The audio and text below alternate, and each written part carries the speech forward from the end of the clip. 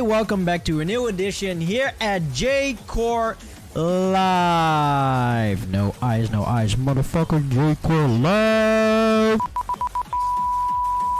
So yeah, it's another Monday, it's another day, and yeah, another J-Core Live show. But before we start off, I would like to say thank you to Strandy for staying how you call it? Holy shit, I forgot the word. For being a subscriber for 6 whole months. That's yeah, sometimes I really have to think about it, that we've been already going on for 6 whole months. Like, damn. And also I would like to thank Oren as well for becoming a patron of me since last week. So yeah, thank you everybody, and also to all the subscribers and all the followers and all the listeners here at J-Core Live. Thank you very much for joining and tuning in to the new show of J-Core Live. So yeah, today we are going to listen to Melodic Strike. It's a CD from the Hellfury Compilations. It features 9 tracks on it. Yeah, 9 tracks. It's hard tech based CD. So yeah, it's gonna be an awesome show. And also we are having an interview with Hellfury himself. Some of you guys might know him, and some might know him because of J-Core Live Rolling Start. And if you don't know him, then you get to know him today. So yeah, before we're gonna start off with the first track, I want to say hello to Brainshit, Diaverso, Strandy of course, Tom CXR, Orin, Croxmar. Welcome to J-Core Live. I hope you enjoy your stay here, and yeah, also thank you very much for following. And Melonpon, is your coffee already ready or not? Already ready?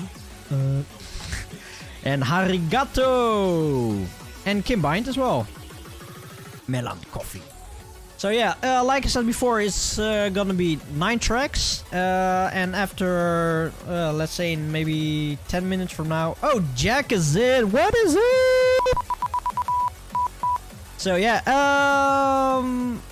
in about 10 minutes we are inviting Hellfury into the chat, and we are also going to discuss this CD, and also the guy has been involved with a lot of online events, and I really would like to hear his story behind how J-Core is for his point of view, and all the events that he has been organizing.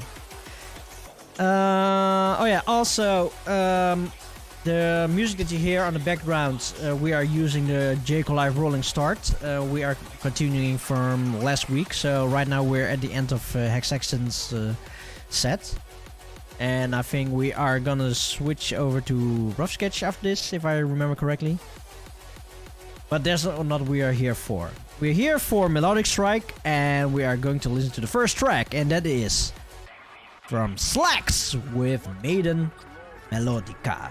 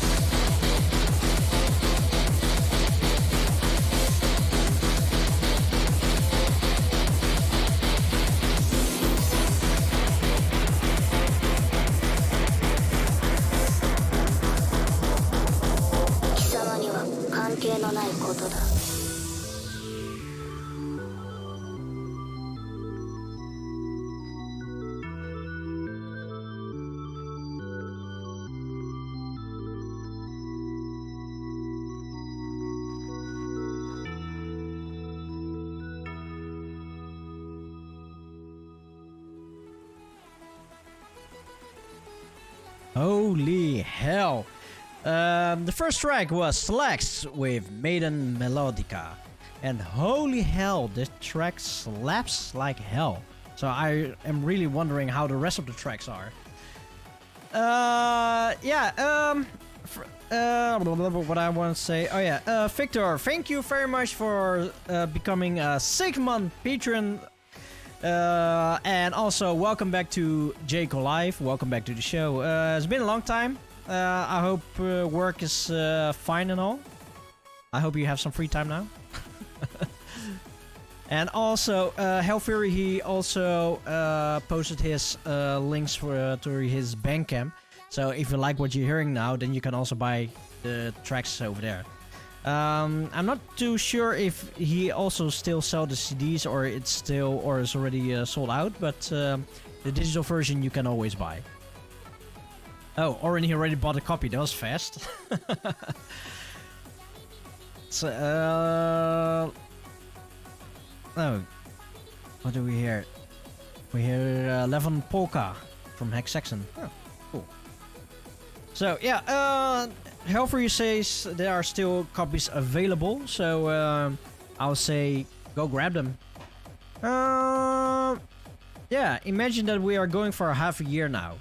Well, I'm trying to imagine to go another half year. And also, thank you very much to Tom CXR for providing this candy.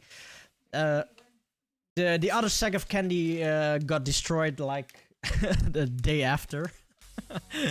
And I can probably see that this will be destroyed in a half hour as well. Within minutes. No, it's not for the cat. It's for us. So, yeah, we are going to do the next track again. So that is Lowly Style Gabbers. Oh, wait. I am going too fast. Wait. Okay, normally for today we have a show and interview with Roundwave Crusher. But because I am really a shitty planner, I planned in Hellfury a few months ago on the same day. So then normally today we have a double show, a double planning, but luckily I could reroute Roundwave Crusher for in 2 weeks. So you will see him in 2 weeks on the show, and we also have another release from him by then. But for now, Lowly Style Gabbers with New Sensation.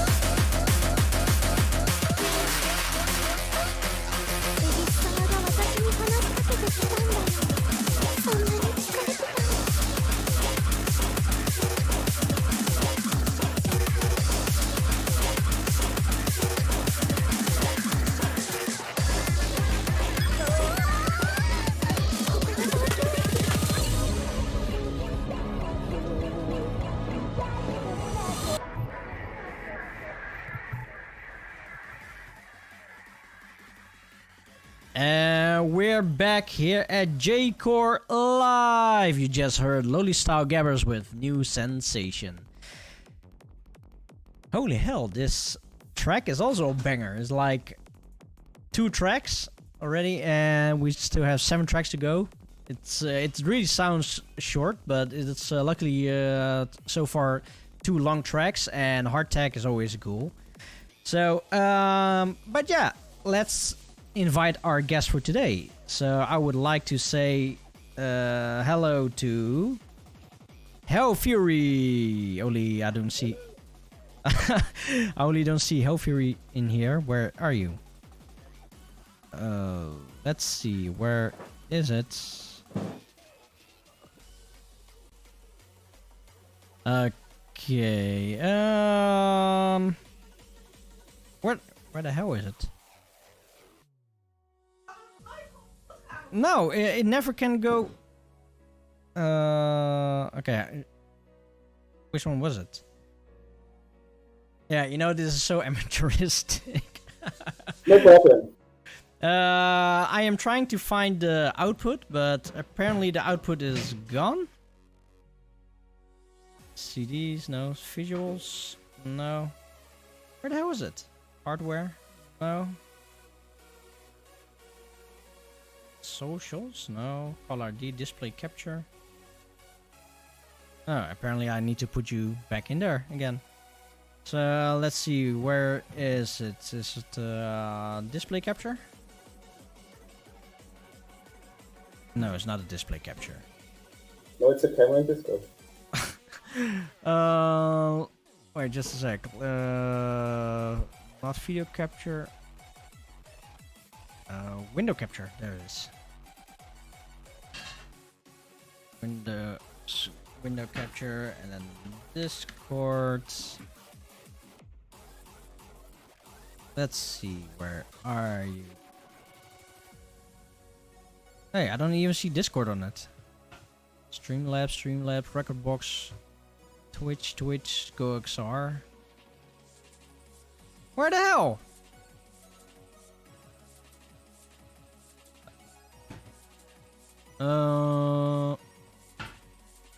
Oh wait, just a second. Maybe now.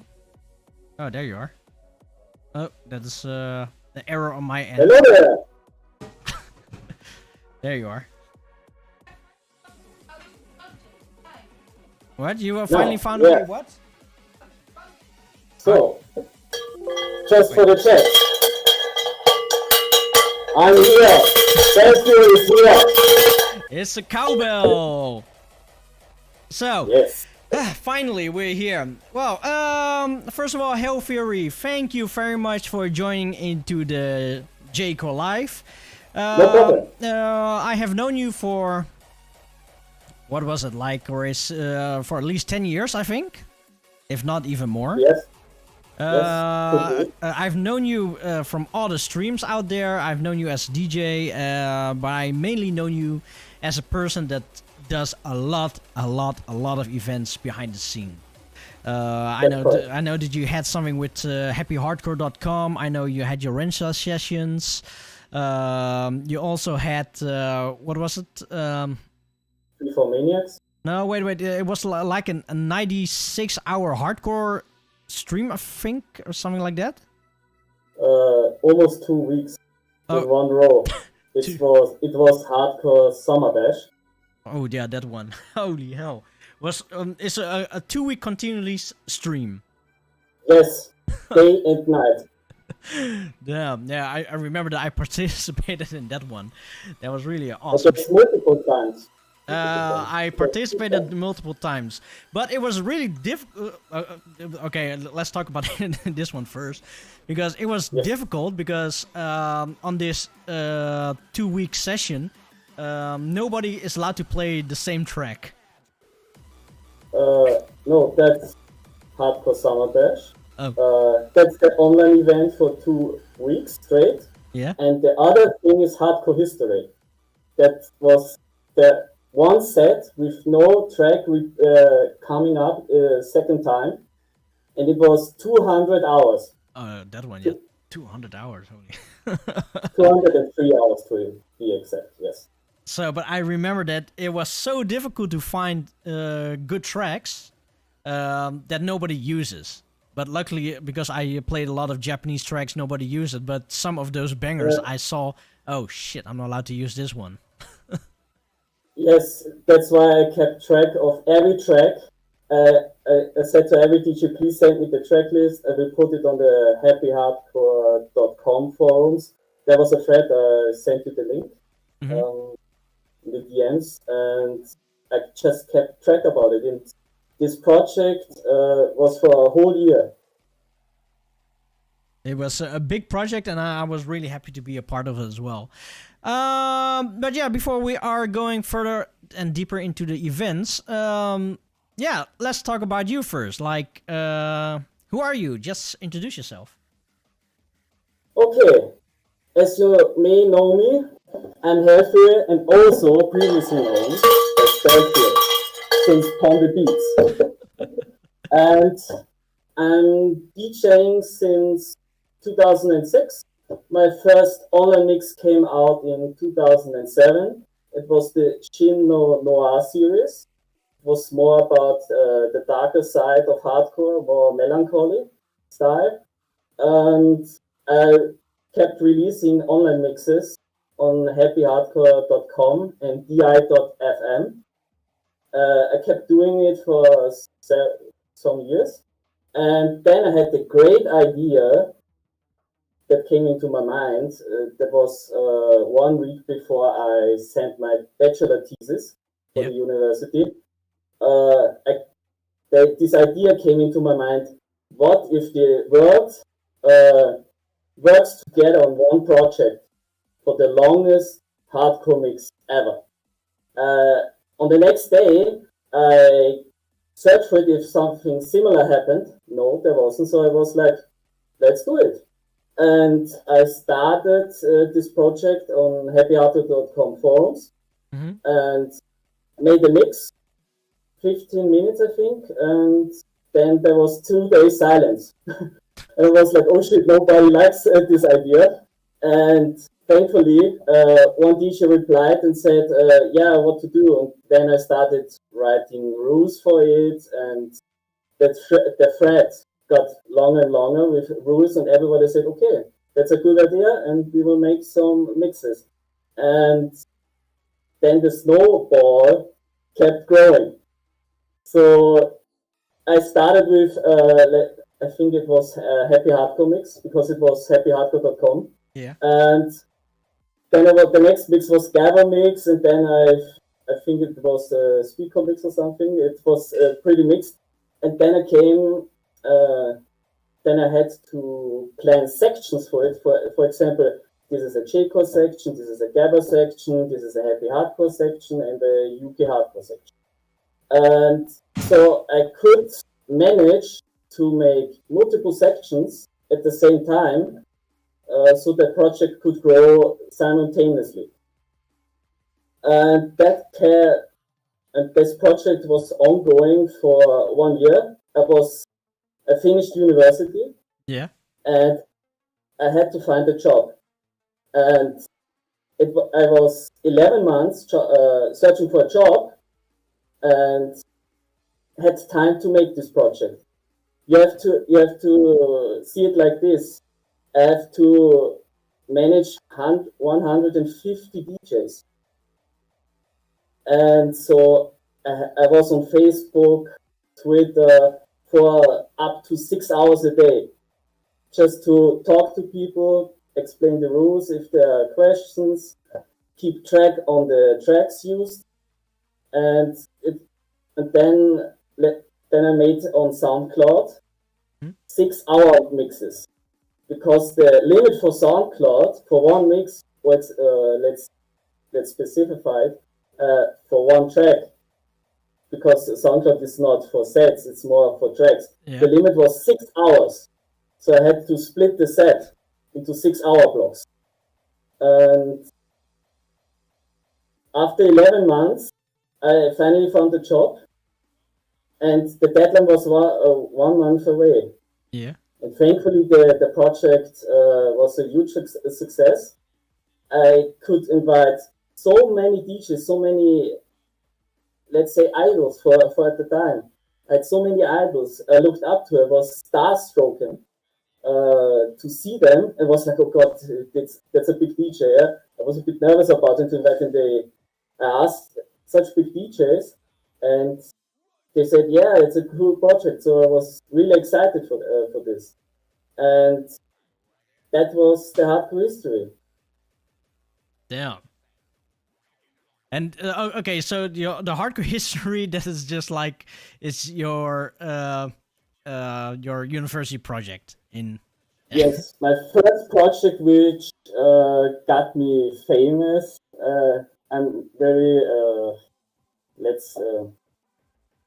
now I'm missing the word. I'm just cautious about this term, because what is famous? Yeah, some people worldwide know me now. Yeah. So after this, it is a good project what you did there. Yes, thank you. It was just unreal for me when the project finished, and people were like, "What's the next project? Hardcore history finished. What will you do now?" And then I talked to Silver and said, "Let's make an event." And then Hardcore Summer Bash was born, and he also had contacts with the UK hardcore scene at the time. Also big names like Breeze, Joey Riot, and so on. Mm-hmm. So we made an agreement. He is taking, so his job, quote unquote, is to ask the biggest DJs he knows and provide the servers. And my job is to make the rest. So it was like 85% of the event was my part. Yeah. That's for all hardcore summer bashes for all these years. So I made the graphics, made promotion, Facebook. I think Twitter, I didn't use that on the Hardcore Summer Bash before. So it was mainly Facebook and some forums which were active at the time. And then the snowball got even bigger. So we reached like 500 up to 750 viewers or listeners, because it was an audio-only stream for a Hardcore Summer Bash. And the chat was extremely active for each hardcore summer bash. So yeah, and let's say for, I think it was 2017, well, no, 2016, we invited Misha, which was touring with Skrillex, and this is the biggest hardcore summer bash mix, which was put online on SoundCloud. And I also sent you the link for this mix. Maybe you can show it.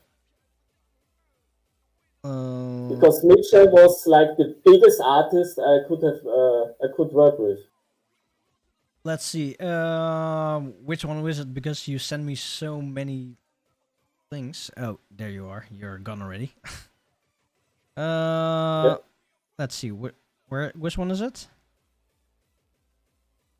You have to scroll above. Further.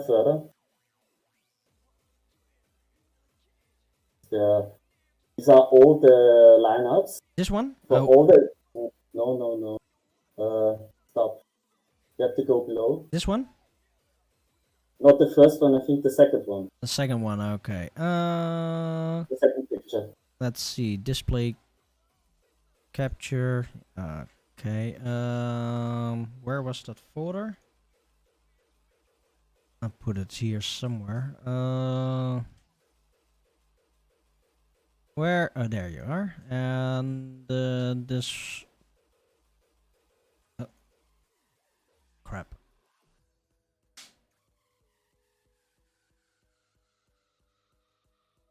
So, this one, right? Happy Hardcore. So it's 2016. Okay, this is 2015. Yes. But as you can see, the second Hardcore Summer Bash was already 9 days. 24/7. Jesus. And Seba was living in Japan at the time, and I'm living in Austria. Yeah. So it was like, for me at the daytime, I was handling the streams and the chat. And then Silver came in, was like 2 hours awake. And then I gave him the job of overseeing the event. Mm-hmm. So there was always someone to look over this event if this server is going down or something. So there were only 2 people to manage this. That is a smart move. But what is the difference between the white names over here and the blue names over here then? The white names, so the difference between the white names and the blue names are the repeations. So let's say on the day 1 you see DJ Smalum. Yes. And on day 2, DJ Smalum is again on the stream. Oh, okay.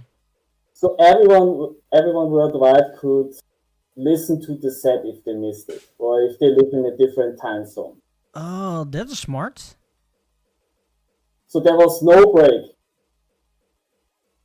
That is smart.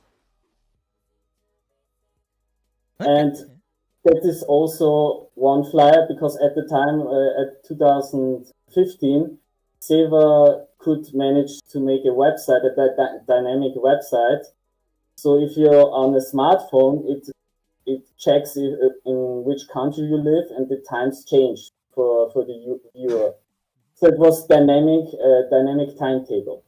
Okay. Because for 2015 I made just one flyer, and then the feedback was, please give me a flyer for my time zone. And then for 2016 I made several time zones. So I was managing the timetables for each time zone, and there were several timetables.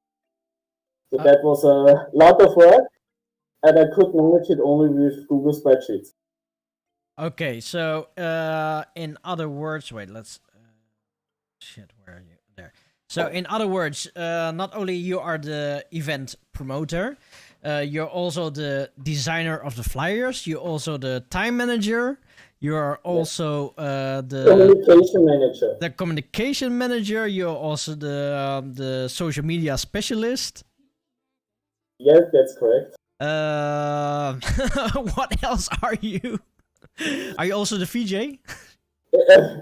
At the time, I wasn't a VJ, only DJ, and manage social media, talk to the DJs, and just do events.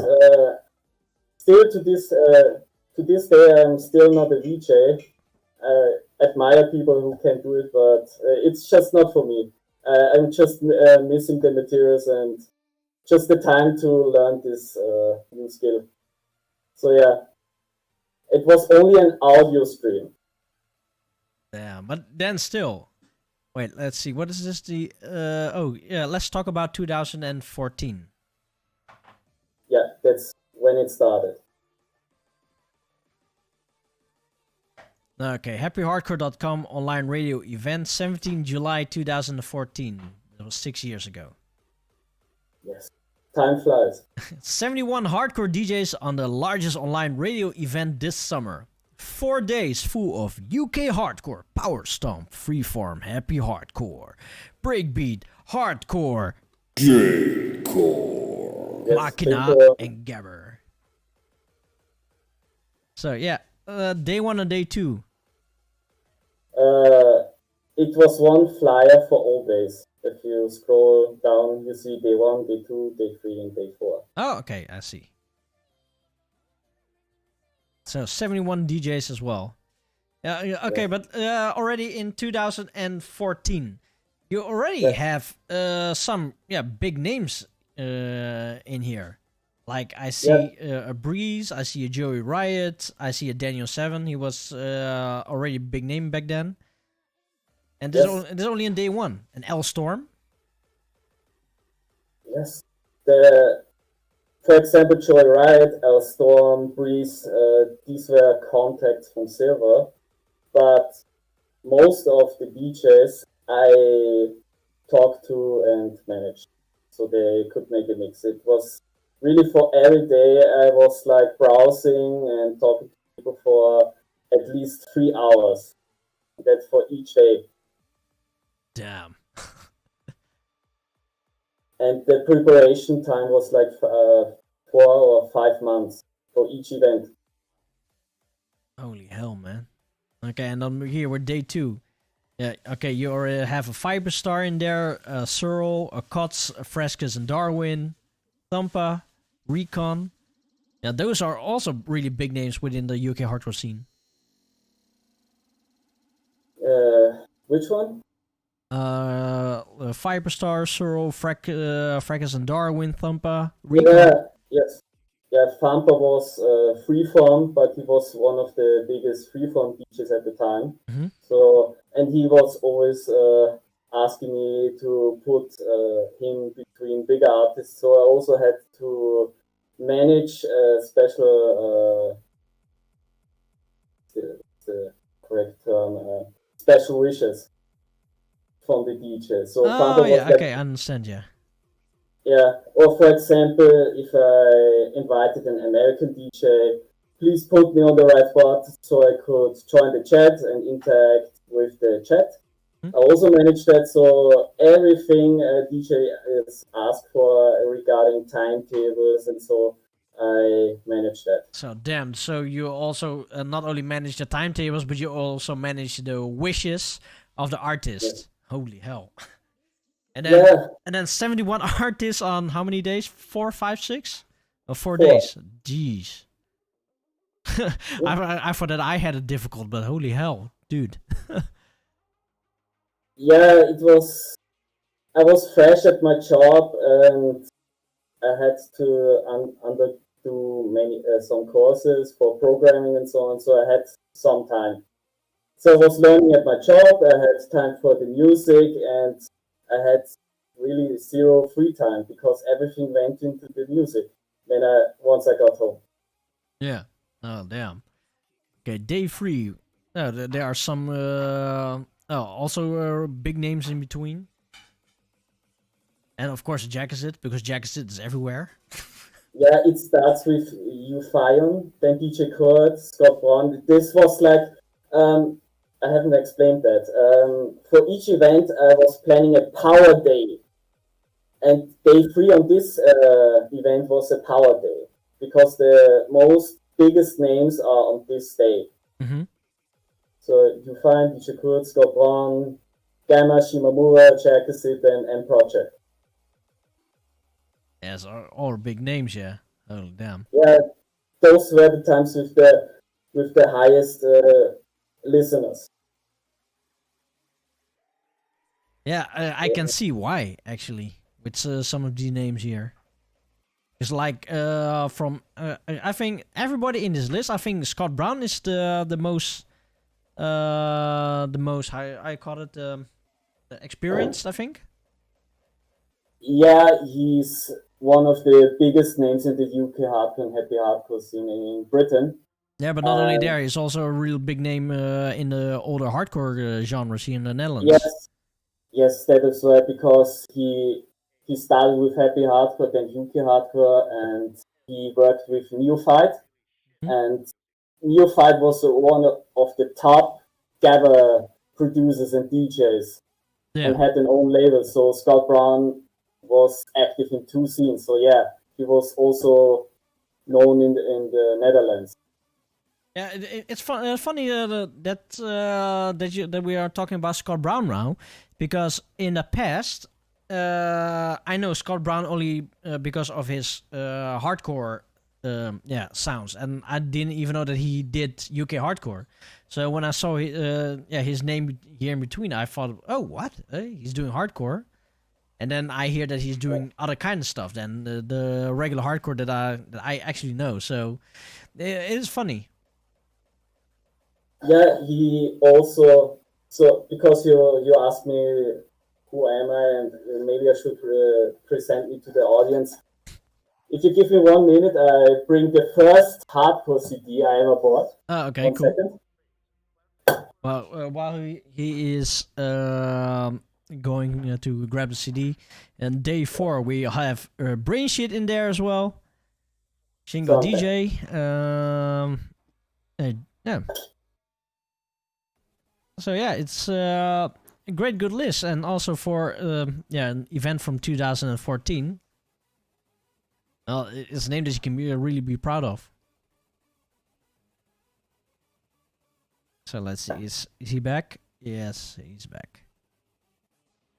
Yeah, I was also answering chat for a second. So this CD brought me into the scene. Wait, let me blow you up a little bit. Which CD is this? This is Scott Brown with Hardwired. Okay. Is it a UK hardcore CD or is it a hardcore CD? It's a UK hardcore CD, okay. And it was released in 2004. At the time, Amazon was a new thing, and I went to a shop and said, please order me this CD from Amazon, because Amazon was totally new for me. Yes. And 1 week later, they said, yes, please pick it up. And that was my very first hardcore CD. And Scott Brown is still one of the main idols for me, because he's really a genuine, friendly guy. And I met him once in Finland. I was just starstruck, so I couldn't talk much with him, but he was really genuinely friendly. So yeah, that was the CD which brought me into the scene. Which started this all. Also, for the introduction, I discovered happyhardcore.com in 2005, and there were DJs like DJ Kotz and Bluecore, and I was a huge fan of Bluecore because he made a mix on happyhardcore.com, which was titled Who Eats Who? Part 3, Scott Brown Eats Himself. And I was like, oh, it's a Scott Brown mix, and it's a crazy title. So I listened to this, and I was totally hooked up with the DJ thing.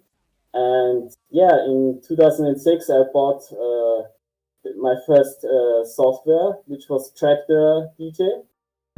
And my first two mixes, so Chino Noir and Chino Noir 2, those two mixes were mixed with mouse and keyboard. Well, if it works.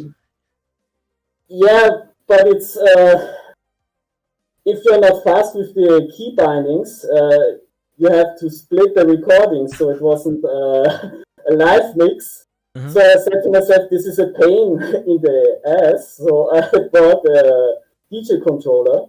Yeah. Bearing a BCD 3000. Yes. And that was the starting point of my DJ career, where I really mixed live and practiced it. And yeah, time flies. Holy shit. Well, but yeah, you're still a DJ nowadays. Yes, I just mainly focus on J-House, Future Funk, but I still plan to mix hardcore, breakcore, J-core, and so on. But it's just mainly at the moment Future Funk and J-House. So, for example, if you tuned into the previous Otaku Hardcore Revolution events, my last sets were Future Funk and J-House based. And yeah, maybe for the next one I will do breakcore mix. Yeah, but for J-Core Live you did a hardtech set. No, it was mainly J-Core, Freeform, and some hardtech. So it was pretty mixed. It was three styles involved. Okay. So, yeah, but it still slaps. Thank you. Yeah, it was. So this set is based on all my all-time favorite tunes I heard from the last years. And mainly for all mixes I do, I only pick my all-time favorite. And that's why I don't do live streams on a weekly or daily basis. I just create sets I myself listen to over and over and over again. Because if a DJ doesn't like his own work, I think it's just unfortunate. Well, it's actually a good thought what you had over there. That's a good one. Okay, let's go over to the next track. Yeah, go over to the next track because I need to go to the toilet. So the next track is the next track is going to be for Enzu, I think. For Enzu with Epic Winner Aichan.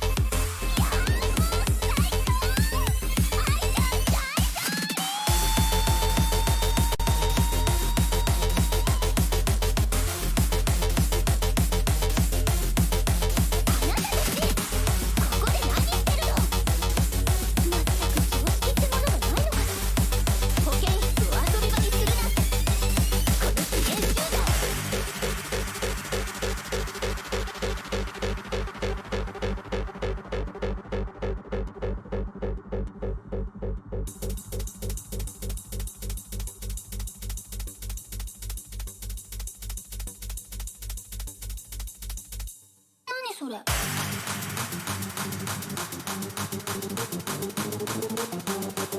の通りよ。学年3位で雰囲気いいバカ正直な友達がそんな間抜けで後が空っぽで少しノリノリ見えっ張りのアホ女みたいな嘘をつくわけないでしょ。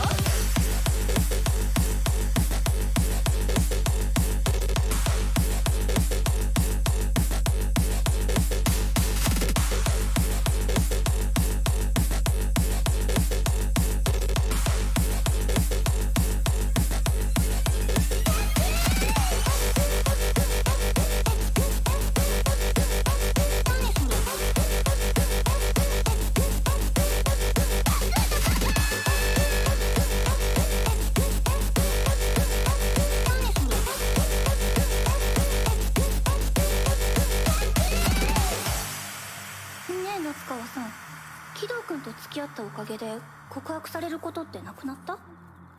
私見かけたことがあるの。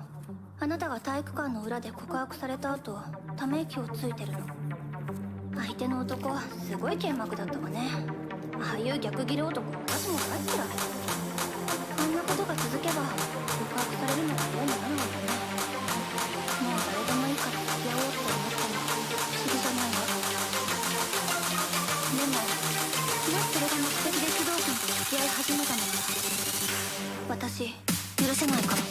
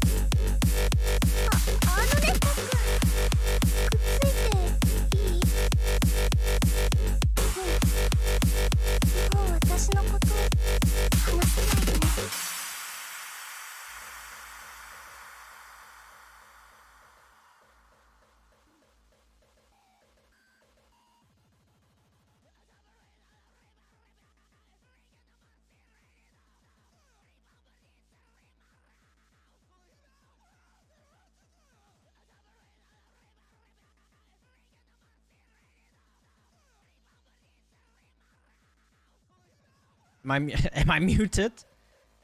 And we're back here at J-Core Live, and I was muted, as always.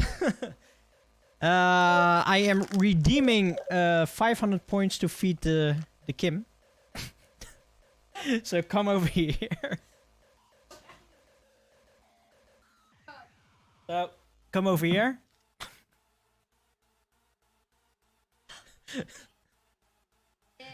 I'm redeeming my points. Ow! Not my finger. Why not? You're Chinese. I'm Chinese. Yeah, I know I'm Chinese. Here, one more.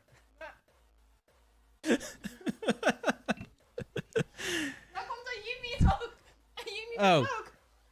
And now the cat also come. Yeah. Yeah, just give her some candy.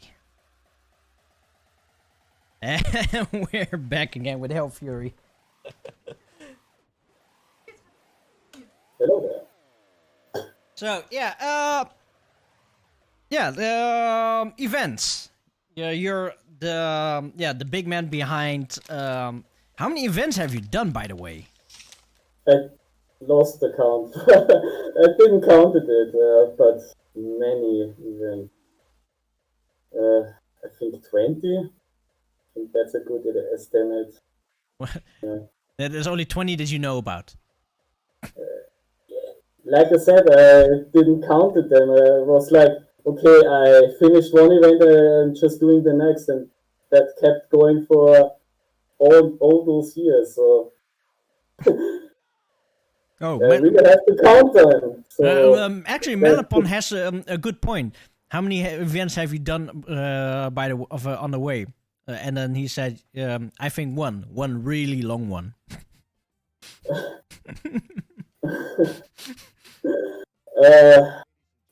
On the way, I also co-managed some events. For example, if you still know Mike Somopil, which was the manager of ISAG event,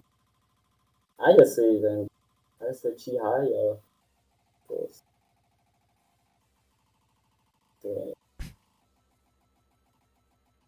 But then still, there was all successful events.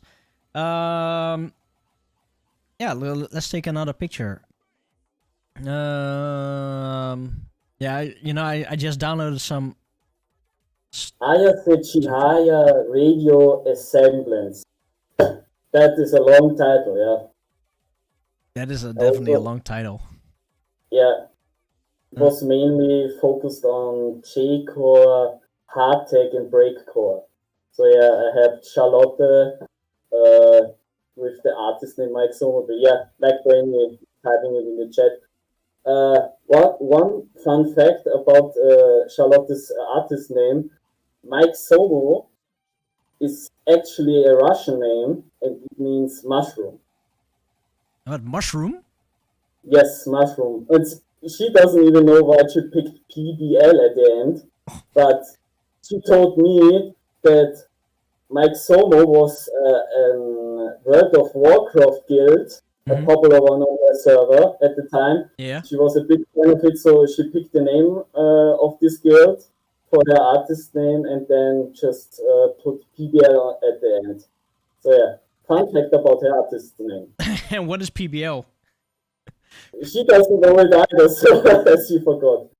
So it's still a mystery. Oh, now that we're actually talking about Charlotte, I haven't heard from her already a long time.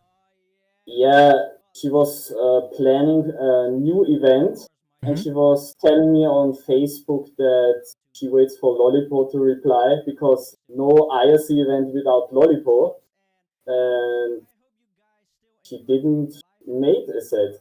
She asked DJs to send in mixes, but then she wasn't online for a few months, and then she made a Facebook post about no one invites me, and I make a mix myself, and DJ Nax asked her what about the event, and she said when I don't get help, I won't do it.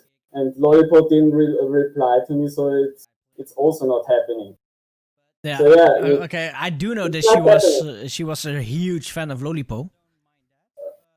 Huge is an underestimation. True. Yes. Yeah. She was the biggest Lollipop fan. She tried to locate Lollipop, and sometimes she also talked to her. This is a funny story. She also talked to me like I talked with Noctec, I talked with Aramoon, and nobody tells me the identity of Lollipop. I want to know him, I want to meet him, I want to marry him. Okay, but I know that she went to Japan eventually, but did she actually also get to meet Lollipop? No, she didn't. Ah, damn. And I know from a couple of friends that they asked Loctec, because Loctec is the closest DJ working with Lollipop, because Eva Peter Samplinger is a DJ duo, Loctec and Lollipop, and he should know about the whereabouts of Lollipop, but he also didn't know, or he still doesn't know the identity of Lollipop. So it's one of the biggest mystery figures in our scene. Who is Lollipop? And where is Lollipop? And where's Lollipop? I I do know one he's better. active Why is Lollipo? Why is Lollipop? Yes. One of the biggest mysteries on our earth is who is Lollipop. Yeah. That is a good mystery in it. What is Hellfury is actually Lollipo? If I were Lollipop, it would be I can't produce, so yeah, it would be a big letdown because I don't speak Japanese yet, and I also didn't. I think Lollipop is also active for 10 years. I think. Yeah, but But it's not me, guys. It's not me. no, but with Lollipo, at one moment he was there, and on the other moment he just vanished off the face of the earth. Yeah, but he's still doing mixes. For example, at the last Otaku Hardcore Revolution event, that was Masters of Hentai Hardcore. And Roundwave Crusher could get hold on Lollipop through, I think, Steam or email. I'm not sure. But you have in next week or in 2 weeks on the stream? I think in 2 weeks. Anyway, you can ask him about the details, but we could get hold on him, and he made a set on the very last minute, and he sent it, and I have this mix. At the very last minute, holy hell! Yeah, it was like the event was still ongoing, and Roundwave Crusher was like, I still didn't get an answer from Lollipop. What do we do now? And yeah, and then like 14 minutes for his appearance would be on the event, he sent a mix. That is a real close call. Yeah, that was a really close call, yeah. But he's still active, but just not as active as probably everyone is in wishes. Okay. So yeah. Damn. But he's still doing mixes. The last he said he was creating was for Lucky Lotus. So yeah, it's really hard to get hold on him because he deleted Facebook. He's not on Twitter, and only I know from a few sources that he's active on Steam. That's my part of the information I know. Okay. Oh, then maybe I can ask Roundwave Crusher next time about Lollipo. Maybe he knows more. Yes. I also worked with Lollipop on an EP for Freeformatted. It was actually a freeform label, but on the last EP, I talked with Dysphasia, which was the main manager of this net label, if we could do an J-Core EP. And at that time, I could get hold on Lollipop because he was still active on Facebook. And I wanted to send him a contract and say, I just want to distribute this track online. And he was like, no contracts, no contracts. I just send you the track. It's okay. Yeah. And I paid him also for this track. That's also the main rule for all of my label things. Yeah. Every time I make a CD, every time I make an EP, I pay the artist before I release the EP or the album. So they always get paid, and I always make sure that the contracts are okay. So only Lollipop was like no contracts. So yeah, for the label work, it's just contracts, payment. I make sure everything is okay. So I know for some labels they are like to get exposure. If you're on my label, I'm not like that. I value each producer, each artist, if they want to work with me. So yeah. Holy hell! Now I feel like a plebe compared to you. Because you know that I also release 2 CDs, but it was more a friendly gesture that they provided tracks for me for the release. If I compare me with you, I'm pretty cheap, I think. Yeah, there are different business models because every time I go on an event, I enjoy the music, but I also make contacts with other label owners, for example, Fracus and Darwin. So I know a lot about the pricings for big artists, for smaller artists, and also the contracts thing. I also learned from Smiling Corps, which was a freeform label, all about the label work. And from then on, I worked with Dysphasia on the net label Freeformated. And then a few years later, I started my own label, which is Hellfury Compilations.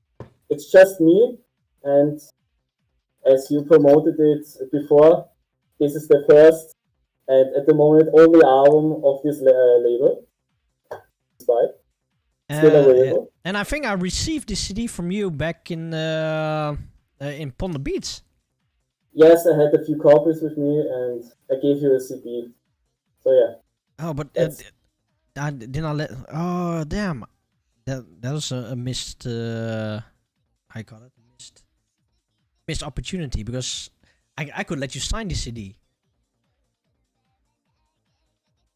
Let's say if the Corona crisis is finally over, I will gladly sign the... Then I'll definitely come back to you to ask for your autograph. Oh, damn. A missed opportunity. Damn.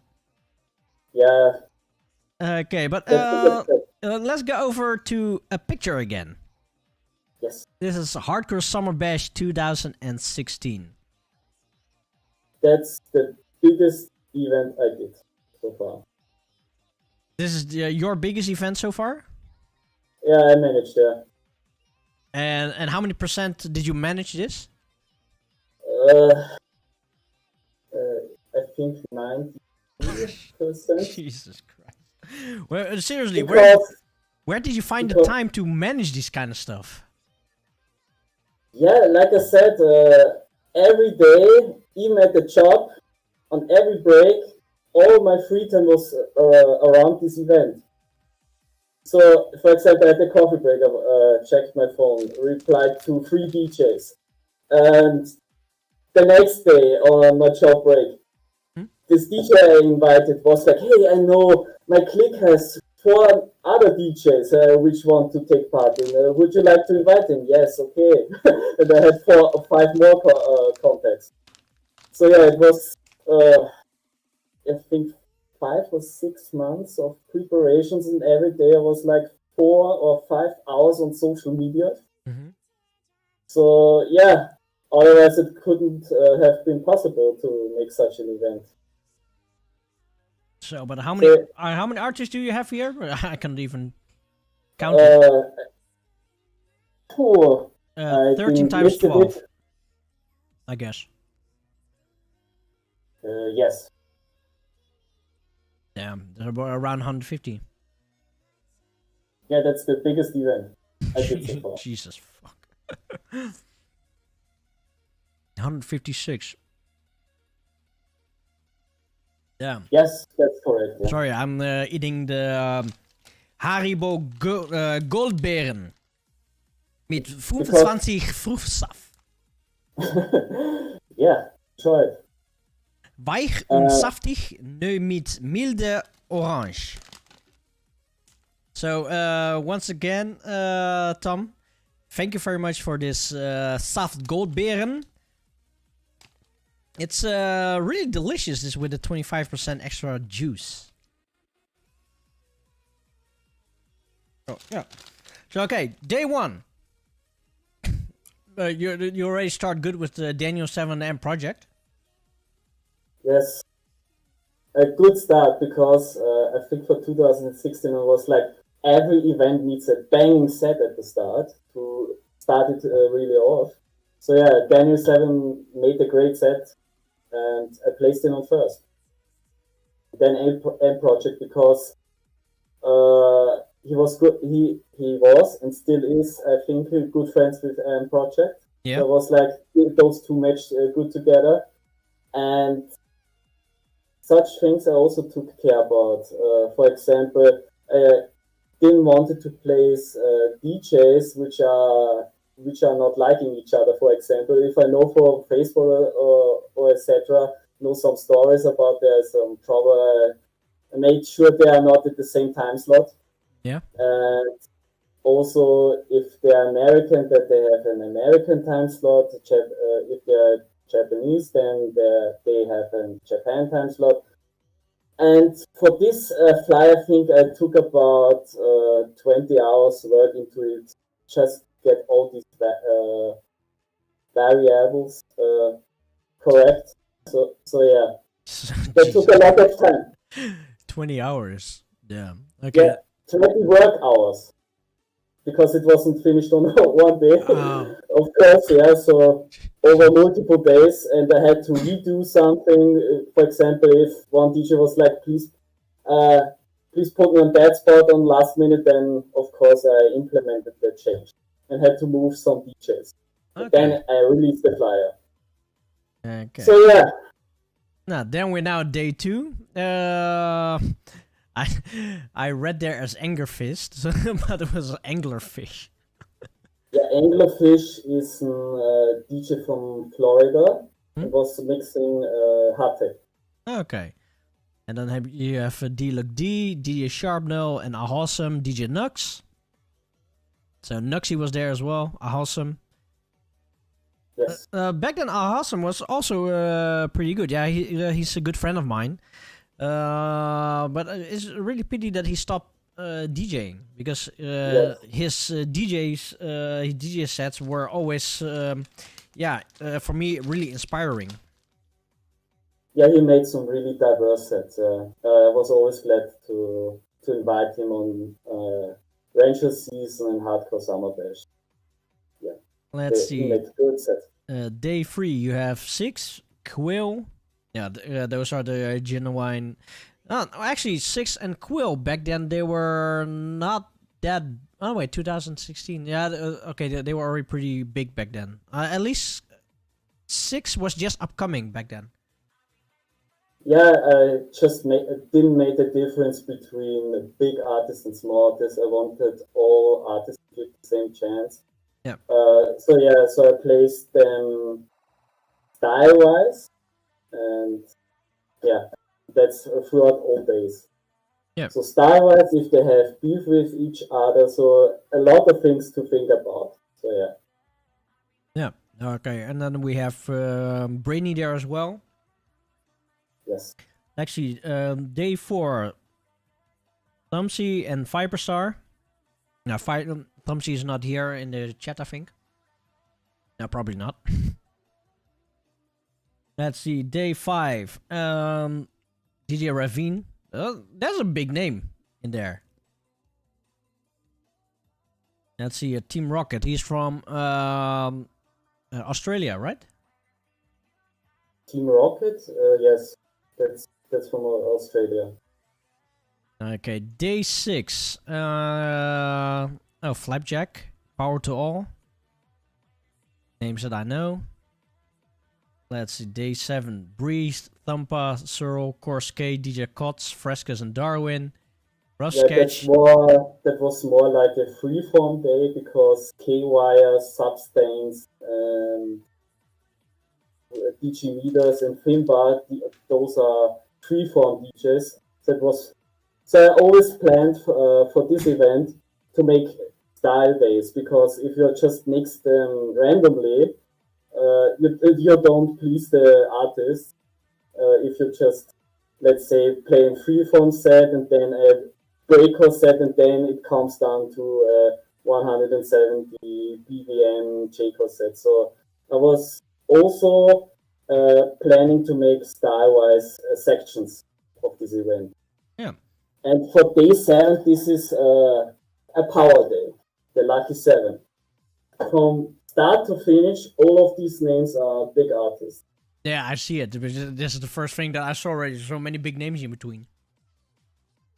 Yeah, and the biggest name is Nietzsche, which I talked about earlier. Which toured with Skrillex at the time. Oh, damn. Okay, that's good to know. Holy hell. Yeah, she made an happy hardcore set, but only at 150 BPM, which was like 20 BPM below the original BPM. It was very received in her circles, but on the stream there was like, why is it so slow? So yeah, even bigger artists maybe couldn't the audience. Okay. So it was for the feedback I received at this event was like just set is too slow. Okay, yeah, So, yeah. it's a good day here. Let's see, day 8, Tanukichi, My Summer PBL. Yeah, day 8 is the extreme day. I started with Hardtech, Tanukichi. Yeah, Tanukichi. And then, Tanukichi was doing hardtech back then already? Yes. Okay. I think that's the first event I invited him. So yeah, he already made hardtech back then. Okay, never knew that. My Summer PBL, Lodi Style Gabbers, Hellfury, Roundwave Crusher, Gore Shit, Curacao Project. Yeah, it was like hardtech. Wait, just a second.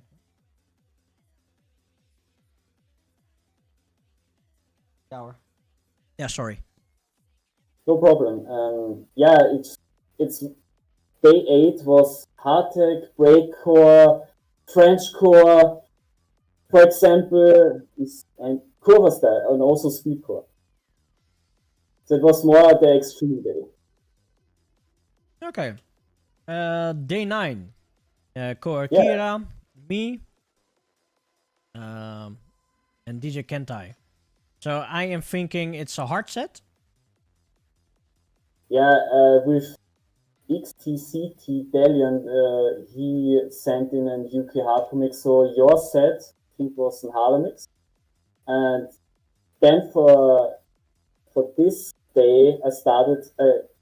It was like starting off hard because the previous day was a hard day, and then slowly slowing down the BPM. So it was like UK hardcore, then again some freeform, and then Yellow Star, yeah, J-core, I think.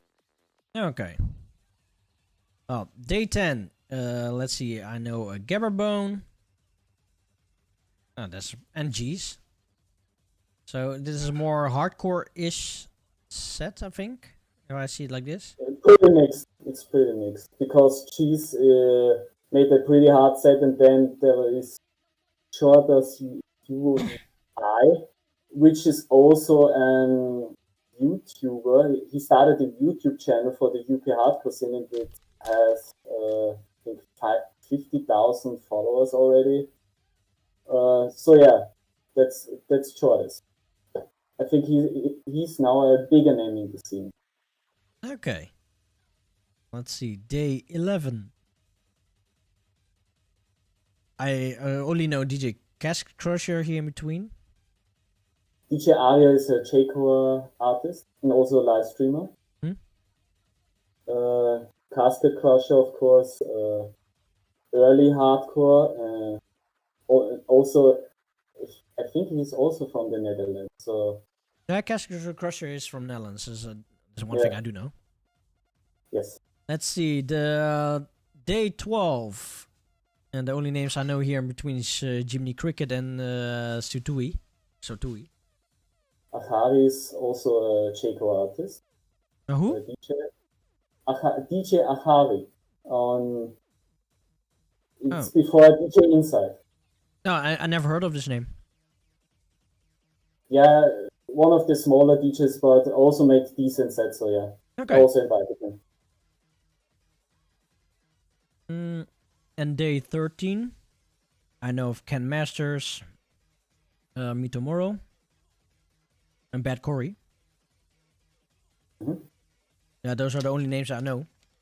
Yeah, Dysphasia was, like I said before, the main manager of the Freeform Market label, and I was the co-manager, so yeah, he was also invited. So Bad Corey made really good UK hardcore sets, many mashups, so yeah, that's why he was the banging set at the end of the event. So, but damn, that is really a lot of artists for 11 days. 156 artists. 13 days. 13 days. She. Yeah. Why didn't made like 14 days? Because then, then you have 2 weeks of party. I think it was because of a holiday, and I couldn't make the 14th day. So yeah, it was 13 days. But yeah, that was the biggest event I managed with Silver so far. And it took 5 months planning. Preparation time and talking with DJs, setting the rules, and so on. Yeah, that was a pretty long time, and always 3 to 6 hours a day just to manage this event. Coffee breaks and my free time, and I also stayed up pretty late. Yeah. Like 2 a.m. and I had to wake up in 5 hours for work. So yeah, that's not much sleep at the time. I know everything about it because I have the same problem the last few weeks as well. So I know exactly where you're going to. Yes. Yeah, let's go over to the next track because we still have 1, 2, 3, 4, 5, 6 tracks to go. So the next track is going to be Denpla Sampler with Kuso Hardtech number 1. Top 10 ピック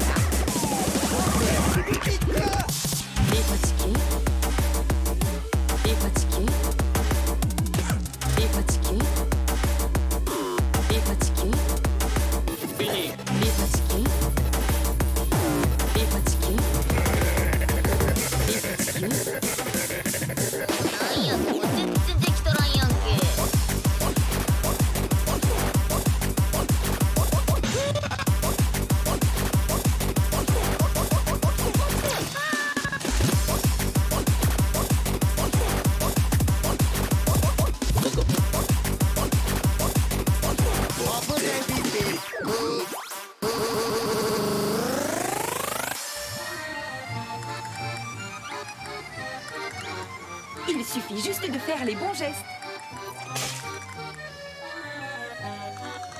Ah, en effet, ils sont plutôt doués avec les signes. Suction time! 「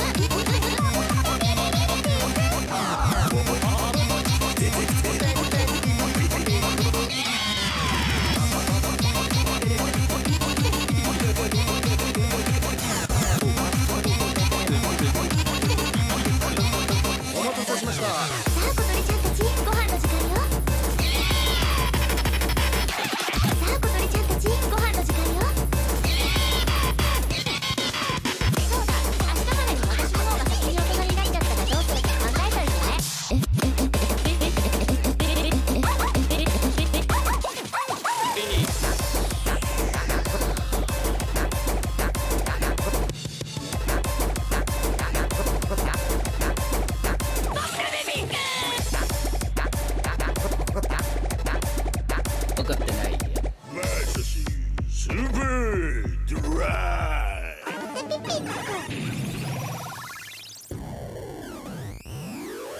And we're back here at J-Core Live, and we are still having Hellfury as a guest. So yeah, online events. You have done more than 20 of them. The one with the what was it again? That non-stop streaming. That was what, 96 hours. The hardcore history. That was 203 hours. Yes. One set, and the biggest event was the hardcore summer dash. Okay, and now the important question: did you manage to get entitled into the Guinness Book of Records? I planned to write them an email, and as it turns out, they have to be there from start to finish. So there's one official member of the Guinness Book Records, and because it was pre-recorded, it wasn't possible for a Guinness Book World Record. If I planned to make an event and invited and fly in 150 DJs to one spot, and also tell Guinness Book Records about it, then it would have been a Guinness Book World Record. So it would be cool though. Yeah, but I think 2 or 3 months after Hardcore History was finished, one DJ made them non-stop DJ stream with the Guinness Book Records, and I think he managed to do 145 hours non-stop, always overwatched from a medical doctor. Yeah. That he doesn't collapse, and yeah, then there were other 2 DJs. I think the longest set at the moment is also 210 hours. That's really extreme for one DJ to play such an extreme time. But wait, so one DJ he played for 143 hours? 145, I think. 145, So, yeah. that is... It's extreme. Just think about it. What is it, like 7 days? Yeah. Overviewed by a medical doctor. So there are already some DJs who did non-stop streaming. Yeah, it's extreme. Oh. Hey, Orin, thank you very much for joining in the show. Have fun with your with your appointment later, and hope to see you back next week again. And have a good drive. Ciao, bello. So, well, okay, so let me get back again. So one DJ plays for 143 hours or 145 hours non-stop? Yes. No breaks in between? No, I think he made toilet breaks and maybe played longer tracks so he could make some power naps. I know, for example, for Vaporwave, for example, they have 30-minute tracks. So I think if he needed some sleep, he could ask the producer to make a 1-hour track. Then he plays it, then sleeps, makes some power nap, and then he could continue. But okay. I couldn't find out the details how this record was made, because every time, at the time when I searched about this DJ, there was like, okay, he made 145-hour long set non-stop, and he was overwatched by a medical doctor and so on. So no details about sleep time. So yeah, I don't know the details about it, but it's an official record for the longest DJ set. And Coke was involved as well, or? Coke was also involved? I don't know. So at the promotion picture, there wasn't like someone who made this move. So yeah. Yeah. Diet Coke. Yes, maybe. Yeah, I'm not talking about this Coke. I'm talking about the other Coke. Yeah. So okay. Events. Okay. 2016. And after 2016, you had a little break, I think. yeah, now to the more darker side of event management. If you make an event which goes for almost 2 weeks non-stop, after the Hardcore Summer Bash 2016, I already started planning for the next event, and I was pretty euphoric about it. Let's make it even bigger, maybe 3 week. Invite in more DJs. People asked me, no, I also want to join. I had like, I think 180 DJs asking me, or I could ask to if they are interested to join. Yeah, and then I just had a burnout because at my workplace I had extremely much to do, extreme tense deadlines, and then when I got home, I also wanted to work on the Hardcore Summer Bash 2017. I could manage to maybe get sleep for 4 hours or 5 hours, and even the weekends were full with work and the event. So I wasn't take care of myself. I wasn't take care of my family. I wasn't seeing friends at the time. So yeah, I burned out and stopped all communication. I had extreme headache. I couldn't sleep well, and I just went offline for a few months. And then I had to come back to my older self, and I had to realize this can't go on. I can't do such great big events anymore, even if people will wish me to do so. Sadly, I had to let people down. I didn't said anything to anyone at the online community. I just was online, offline. I needed time for myself. I didn't listen to music. I didn't play games. I was like sitting in my room and just needed silence for me because my brain couldn't work properly. I just showed up at work, get work done, and just sleep. I went home, sleep, and this continued for a few months. Then I said, okay, I still love music, but I can't offer so much time for it, sadly. So I made smaller events, radio shows, for example, Free Formatted and Ranger Season. That was the idea, just to make smaller events.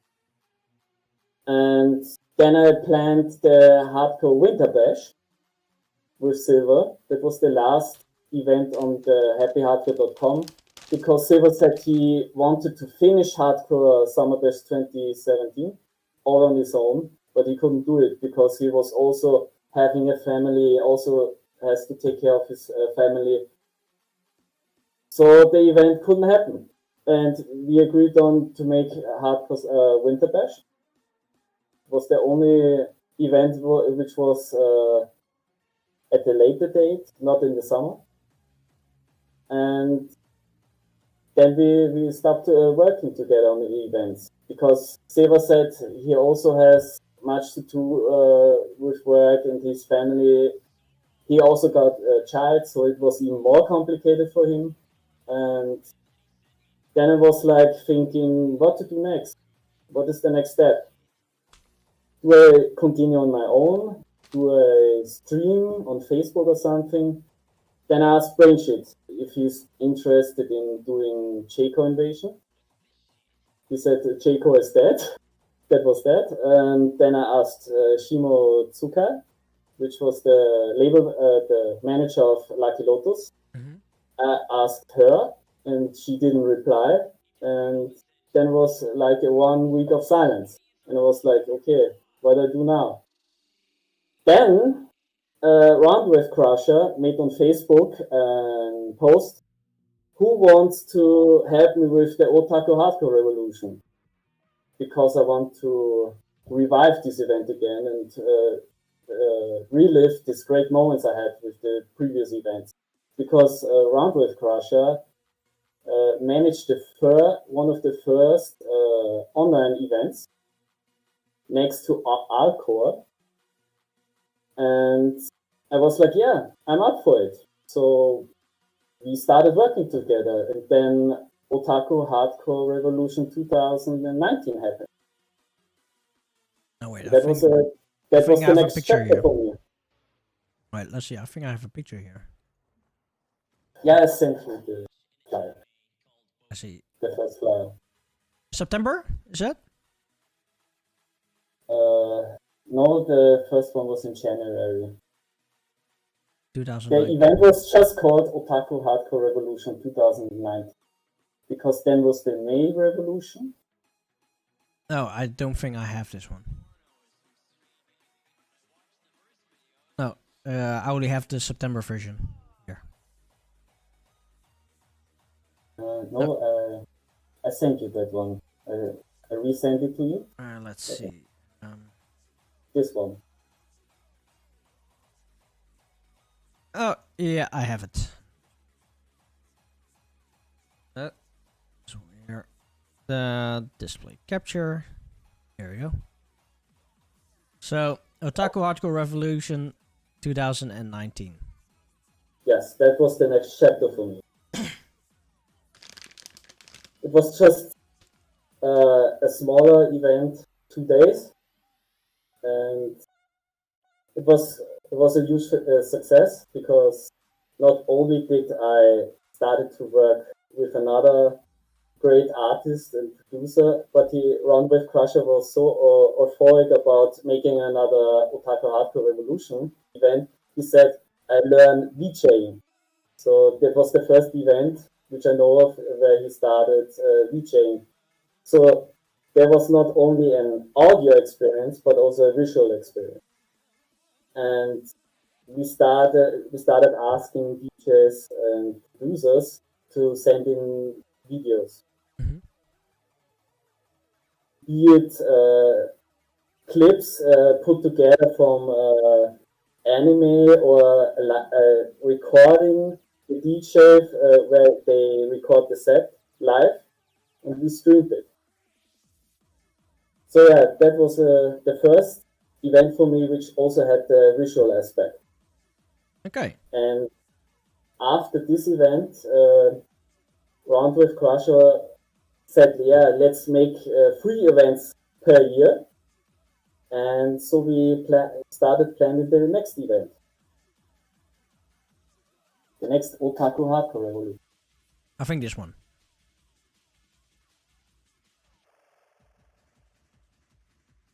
And this one is September, or or am I one ahead? The next one was the May Revolution, because Star Chasers was the third event. 2020, 21. This one? No, the V. There's this one, yeah. This was the second event. And this was the first time I invited more VJs because I wanted to boost the visual experience. And Rachel at the time was also learning VJing. And because I was at Dokumi, which is a German convention, I also had the chance to talk with Hanzo, which is the VJ for Dokumi Rave, where also Chapnel was playing. And I also invited him, and he gladly agreed to help me out the visual experience. So okay. yeah. Okay, but so how does it work with the VJing? Because it's a live VJ, or is it a VJ on a mix? What is it? So I will explain it. I started inviting the DJs, and then if I know that, for example, Brainshit likes a specific DJ or likes his music, then I would say, hey, could you make a video for him, for this DJ? Yeah. And if he's if the DJ is interested in general, then I will ask the DJ if he could send the mix directly to the DJ and then make a video. So it wasn't for Brainshit and Hansel, those two didn't make live DJs, but Round Wave Crusher did because he streamed the event. And if there were a set which didn't have video, then Roundwave Crusher would make a transition for audio only, just a picture, and then switch back to Fruity Loops. There was some visual tools, and then he used them to make live VJing. So Roundwave Crusher was the streamer, also did a live VJing, and Brainshed and Hanzo made one video each pre-recorded video, and they sent it back to me. So. Okay. Okay. We also see that DJ Redacted is there. Yes. Is it an actual DJ or is it a DJ that is It's not... actual name. It's actual name. Okay.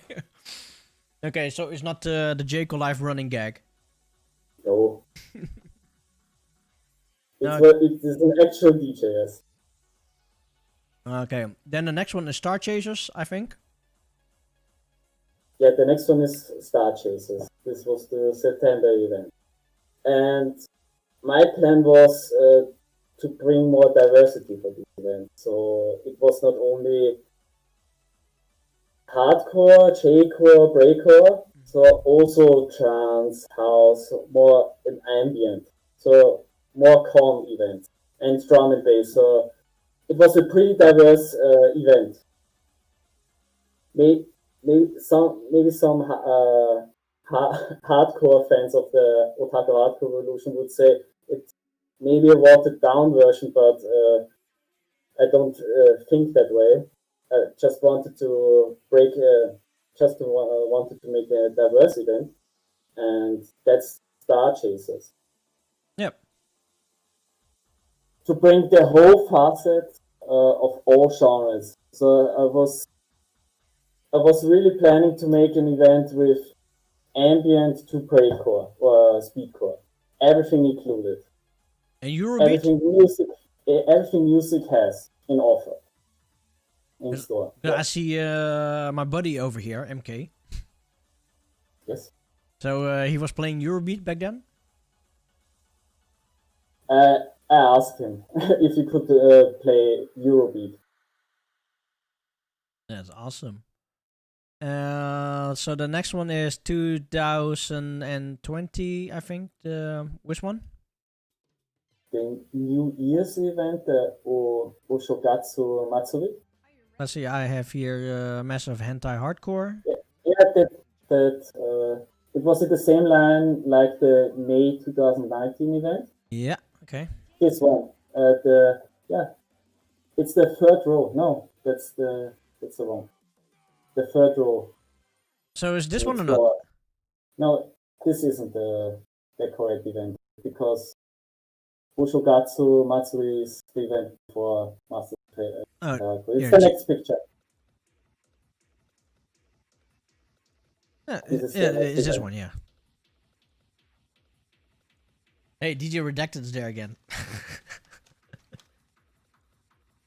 Yeah, DJ Redacted made a pretty good set in the previous event, and he made an Zero Experience lane set, if you know that anime. And I talked to him and was like, I really love this set, but maybe you can make a better one just to perfect this set, because I got his vision and I said maybe put more samples on the anime and maybe some darker tunes in it. And yeah. If you're interested in doing another Zero Experience lane set, please do it. And he was totally in, so I invited him in again. He even topped his previous set. I mean, it's pretty rare that I'm so amazed from a set that I listen to it over and over and over again. It's still on my smartphone in my playlist. He made such a good job. He not only did he mix perfectly, he also brought an idea and visual experience as well. Yeah. And it was just a totally new and refreshing experience, because if you have watched the anime, you know how the feeling about this anime is, and this set he made was key set for this anime, for at least from my perspective. It was such a great set, that's why I placed it first on this event. Yeah. That's why DT redacted this 2 times. UTC plus 0 is the UK time. Am I correct? Yeah, yes, that's the UK time. Okay. And then we have Masters of Hentai Hardcore, I think. Yes. So last year you only had 2? Or at least this year? Yes. Because, but let's talk about this event, then I will explain why. Okay. This was the next event. And the idea was to stream on Chatroulette, a porn streaming platform, and just go all out on visuals. If the DJs wanted to play hentai clips, they could do it. So it was a pretty extreme set. It was always the dream from Roundwave Crusher to do it. And I said, yeah, let's just fucking do it. Let's make this event happen. So he invited Lollipo, Logtech, and Futanaro no Genkaku, who was pretty extreme with the visuals, and all other artists he wanted to invite. It was, I think, the first event where I didn't do much with the organizing and planning, because Roundwave Crusher always wanted to make this event happen, and I think for 10 plus years, because this idea is pretty old with the Masters of Hentai Hardcore, at least for him. He had the logo pre-designed, but he just didn't make it at the time when he only streamed Otaku Hardcore Revolution. But it is an actual thing with Chatterbait.com. Yes, we streamed it, and the first step was Ansu. That went okay, and then at Tampa Sampler, an incident happened because there were spam bots in chat and some explicit scenes, because Roundwave Crusher also made the visuals for Tampa Sampler and Ansu. And regarding the chat rebate rules, you have to really give them a copy of your pass and register properly. And they banned us midstream. And then it was like 10 minutes of no streaming, and Roundwave Crusher just talked with Bugbuster. Yeah. And then we continued, streaming on his server. Mm-hmm. And I still remember the words from Chapner. He was like, "This is the real hardcore underground experience, the pirate radio experience."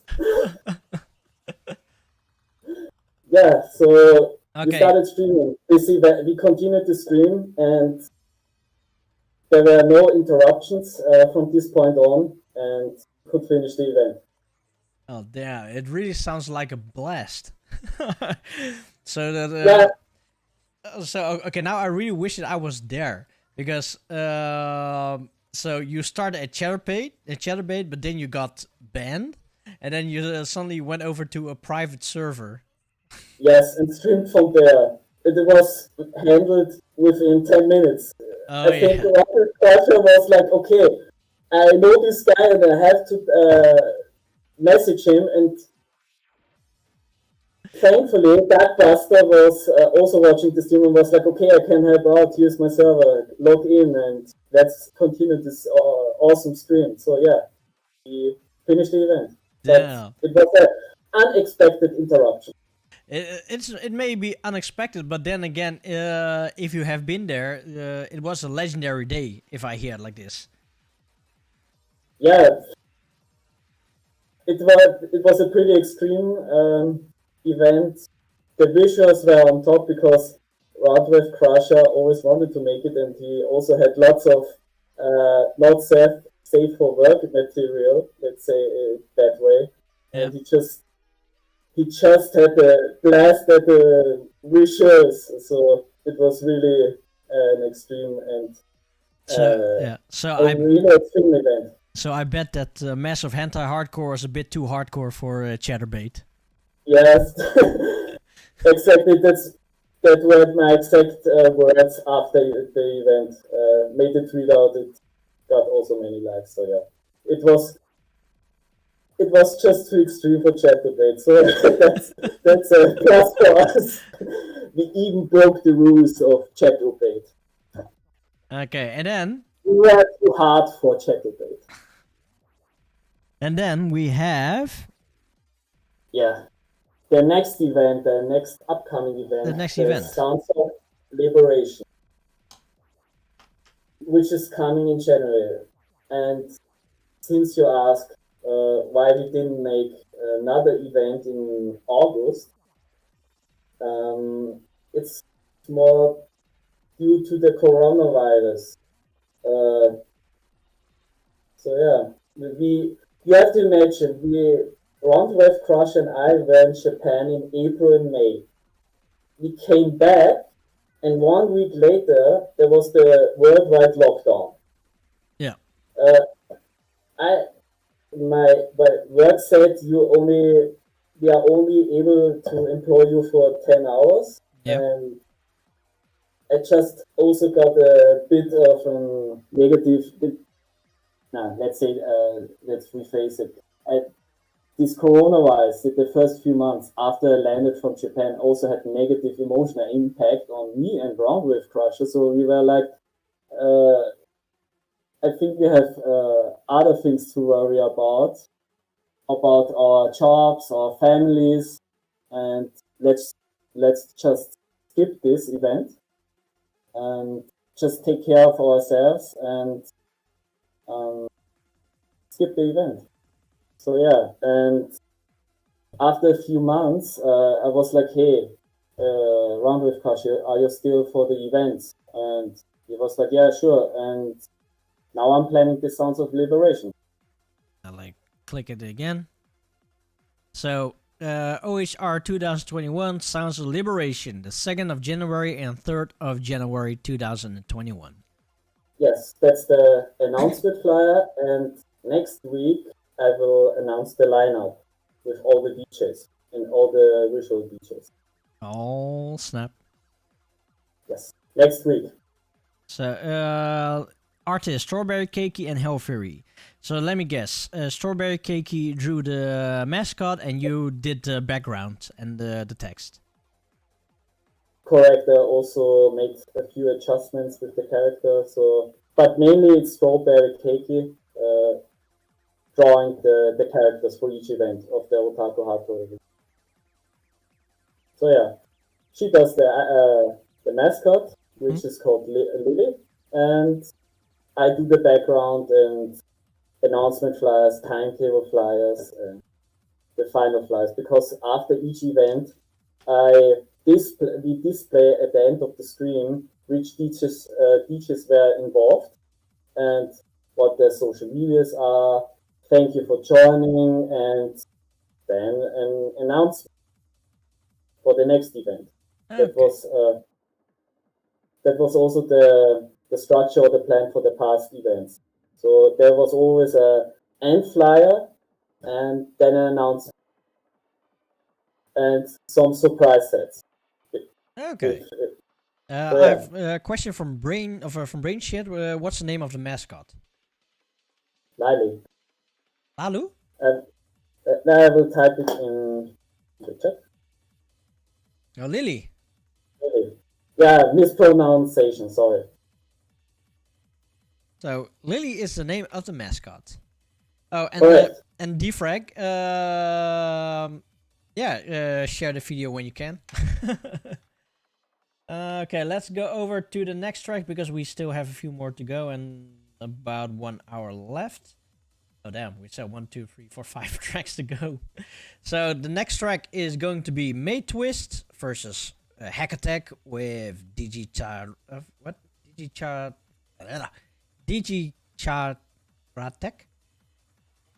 Hack Attack. It's a whole tongue twister. So yeah, okay, this one. Let's go.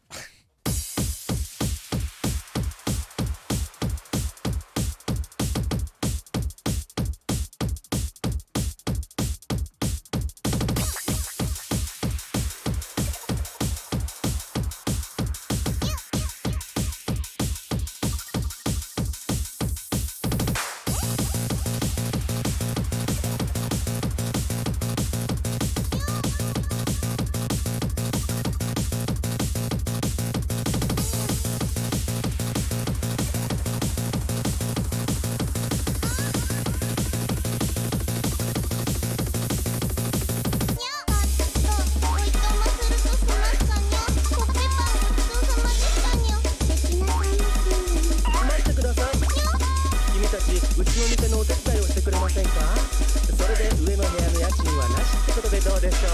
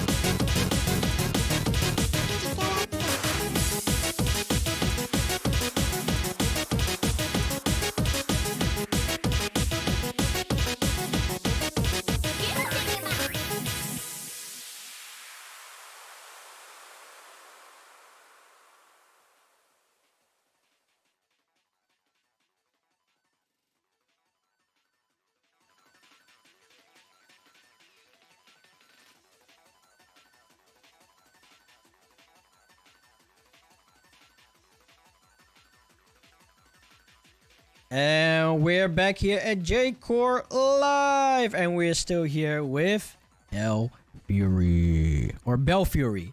What is the story between about Belfury? The Hellfury. The story behind it is pretty simple. Brainshit invited his first event, On the Beats, and I was the first DJ.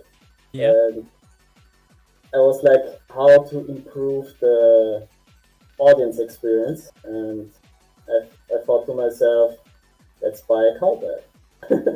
And every time I mix, every time I make a transition, I either use the cowbell during the transition or during the set.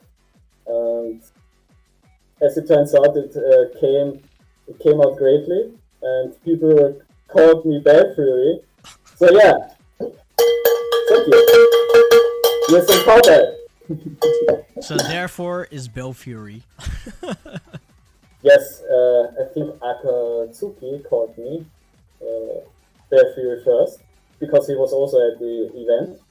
And yeah, that's my second nickname. By the way, as we were talking about online events, I suddenly think of something I also want to show everybody. Wait, just give me a second. You know what I'm gonna do? I am going to play another track, because then I'm gonna prepare some other 2 or 3 pictures that I really do want to show you guys. So the next track is gonna be Roundwave Crusher with Incest Monogatari. Such a name. まだ僕フルネームは言ってねえよな。カレちゃん？兄ちゃん、お願いがあります。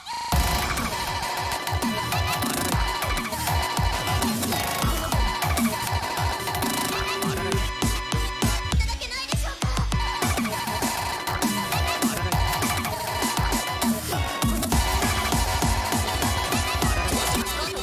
俺とこ行ってんじゃねえよ。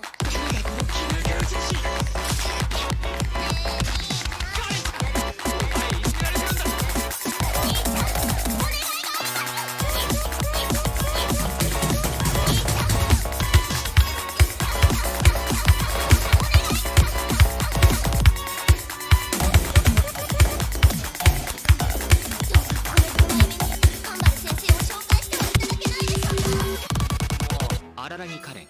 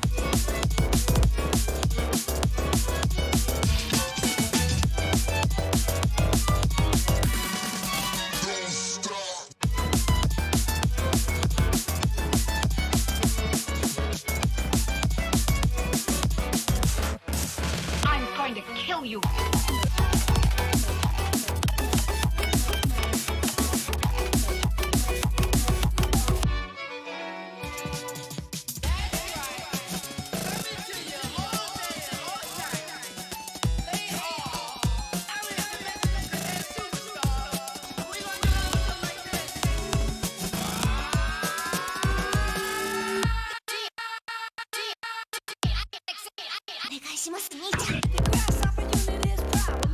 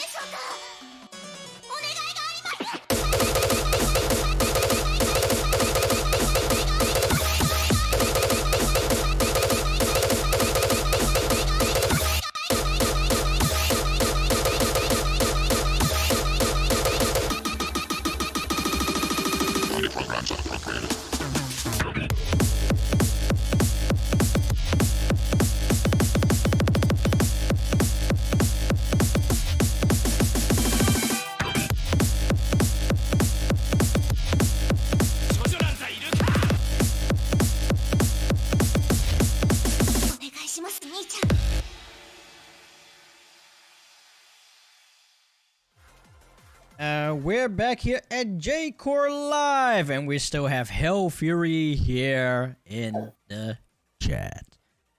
So yeah, online events. You have done a few, and you also helped out with some other smaller events. At least smaller events, smaller details. And some of you might know this already, but a lot of you guys don't know this. But actually, Hellfury is one of the people that that inspired me to also do online events back in the day. So in 2013, after I saw him do a few events, I decided, yeah, you know, let's try it as well.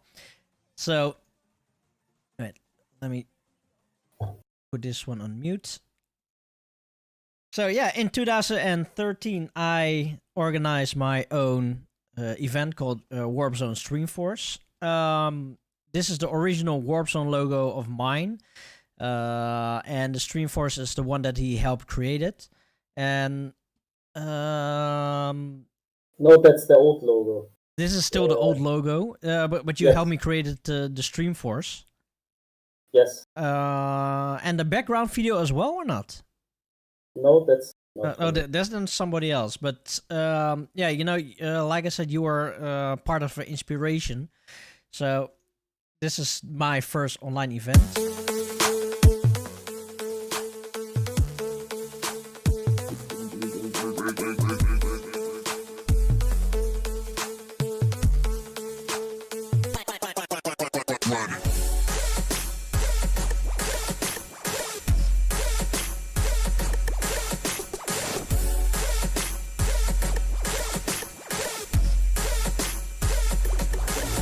Yeah. That's what you got when the motherfucking beat drops.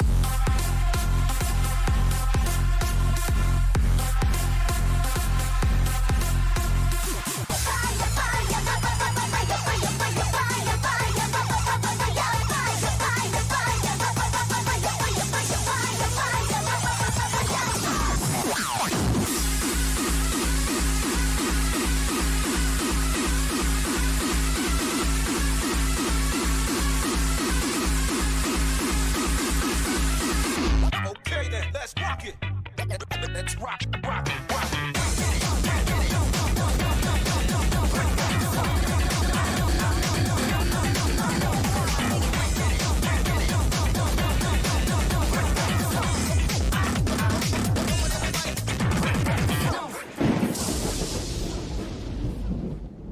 So this was a trailer for the first event, and holy hell, I was only managing what was it, like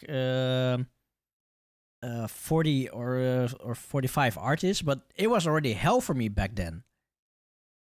So That's a great introduction, yeah. For the first event. Good job. and there was no trailer for the second one, but second, let's see. I saved it here, right? This is one. Oh yeah, I think that's at the bottom. this yeah. one. And this was my second online event. Yeah, I created that one. Yep, this is, yeah. I don't know how to create this one, so you helped me more on this event, especially with the whole layout here. So yeah. Oh wait, let me turn on the sound again. Oh, DJ Sharpnote was loading.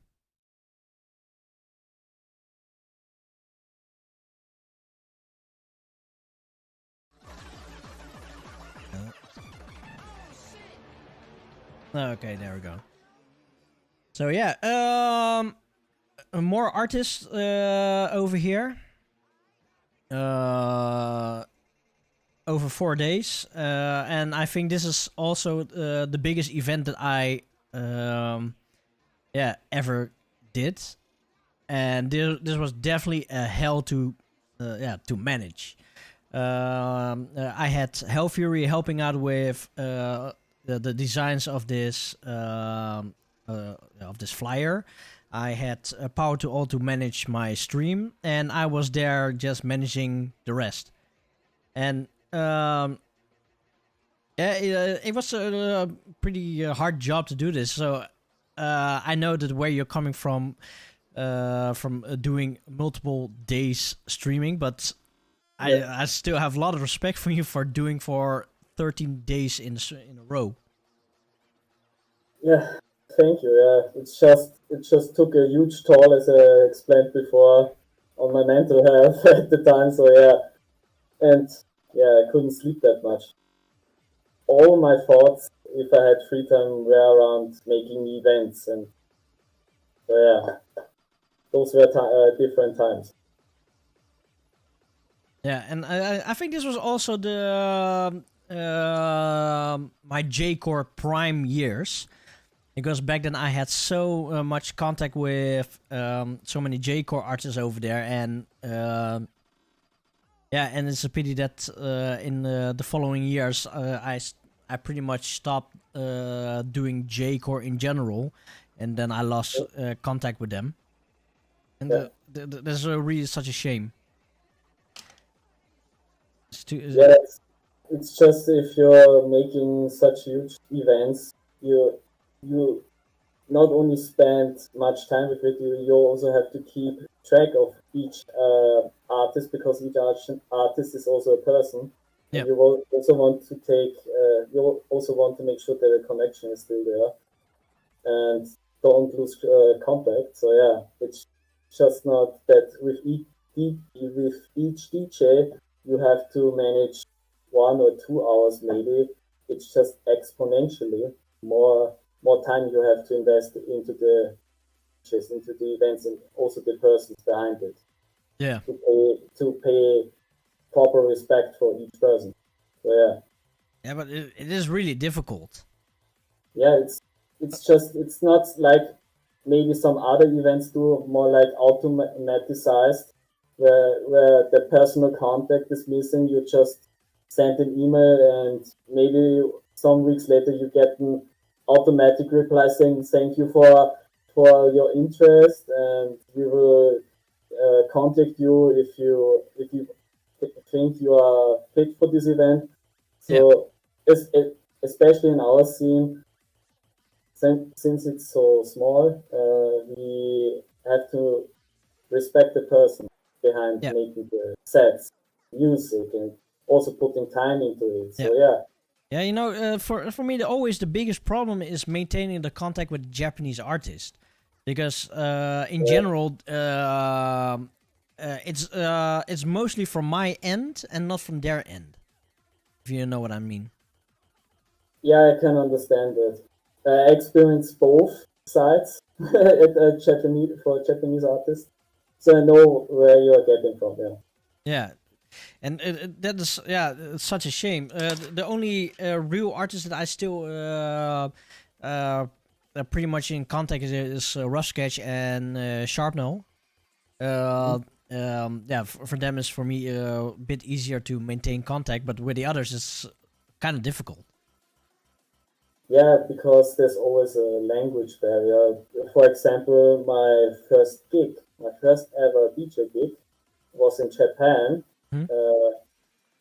It was also called the J-Core Invasion, and I think half of the Japanese people don't speak English that fluently.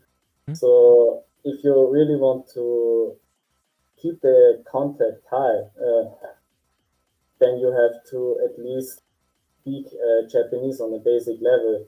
Then the communication and the friendship grows drastically higher. Yeah, so, that is true. So yeah, that's also a reason why I started learning Japanese, because I really want to respect the Japanese artists and DJs and want to learn the language to communicate better with them. Yeah. So, because at the moment, for example, for the next Otaku Hardcore Revolution event, I have a friend who translates everything into Japanese, and some artists I invited don't speak English at all. So yeah, I want to respect the person and the Japanese person and learn the language as well. Yeah. So it's not German, it's not English, it's also Japanese. Yeah, you have to be multilingual if you want to work globally for music events, Yeah, or at least that is have definitely true. someone who speaks. Yeah. Hey, but let's talk about the CDs now. Of course, Melodic Strike is a CD that you produced, but Yes. you also helped out with my CDs in the past. That's true. Yeah, the You got- artworks.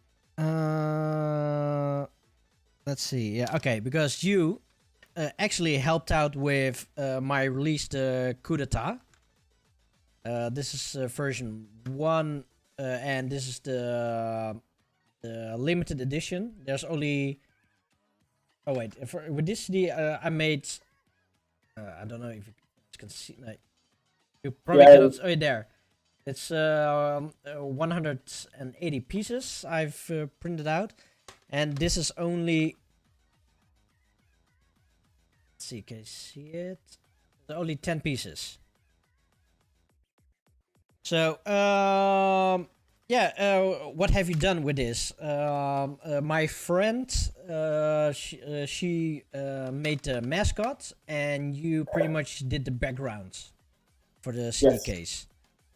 That's correct. Also for the following album that did. And so, like I said, I printed out 180 pieces of this and 10 pieces of this. And the worst part is that these 10 pieces is almost 25% of the price of the 180 pieces of this one. So yeah, back then I had what was it called? Indiegogo, I think. It's a crowdfunding, a crowdfunding website, and I managed to get around 600 euros. I thought it was enough, but I forgot about shipping costs and other kind of costs, and eventually it cost me 400 euros more. So that was pretty bummed out. But yeah, 2 editions. You have the green one. This is the normal coup d'etat, and the alternative edition that is only for the backers that that had a certain tier. If I remember correctly, Brain Shit was actually one of them that has this one. Let's see, is there... Oh yeah, while we add it here. It's a properly printed CD. And Hellfury has been making the whole designs over here. Do we have some... Oh yeah, and... he mentioned this on the inside. Let's see. Can I turn down the lights a little bit? Let's see. Can see it better. Yeah. That's just too bright at the moment. Yeah, I just turned down the lights a little bit. So you have, and even the booklets and the CDs inside is also different. Yes. So I did spend a little detail on it. This is the normal edition. She has a green bikini, and the alternative edition, she has a red bikini with goggles over there. So yeah, it's the little details. The booklet artwork should have no bikini. True. So that was my first project, and my second CD project, you did a little bit more. Because you actually designed my current Warp Zone logo. Right. Yeah, and also did the background, gave some tips to the character artist. Because, fun fact for the audience, there was a problem with one group, and they were not equally sized. That's one feedback I gave to the artist. And yeah, I made the backgrounds again and the new logo.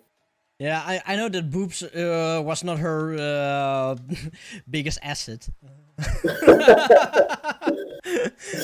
Now, she's a pretty good drawer because she also designed a lot of Decim Sounds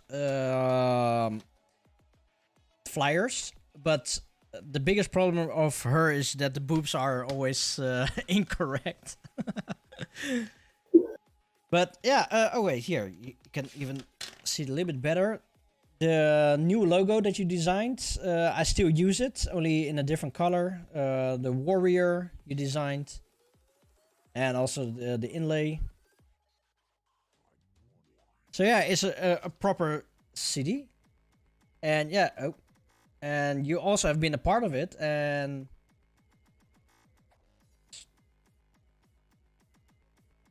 so yeah, you've done pretty much a lot in the past.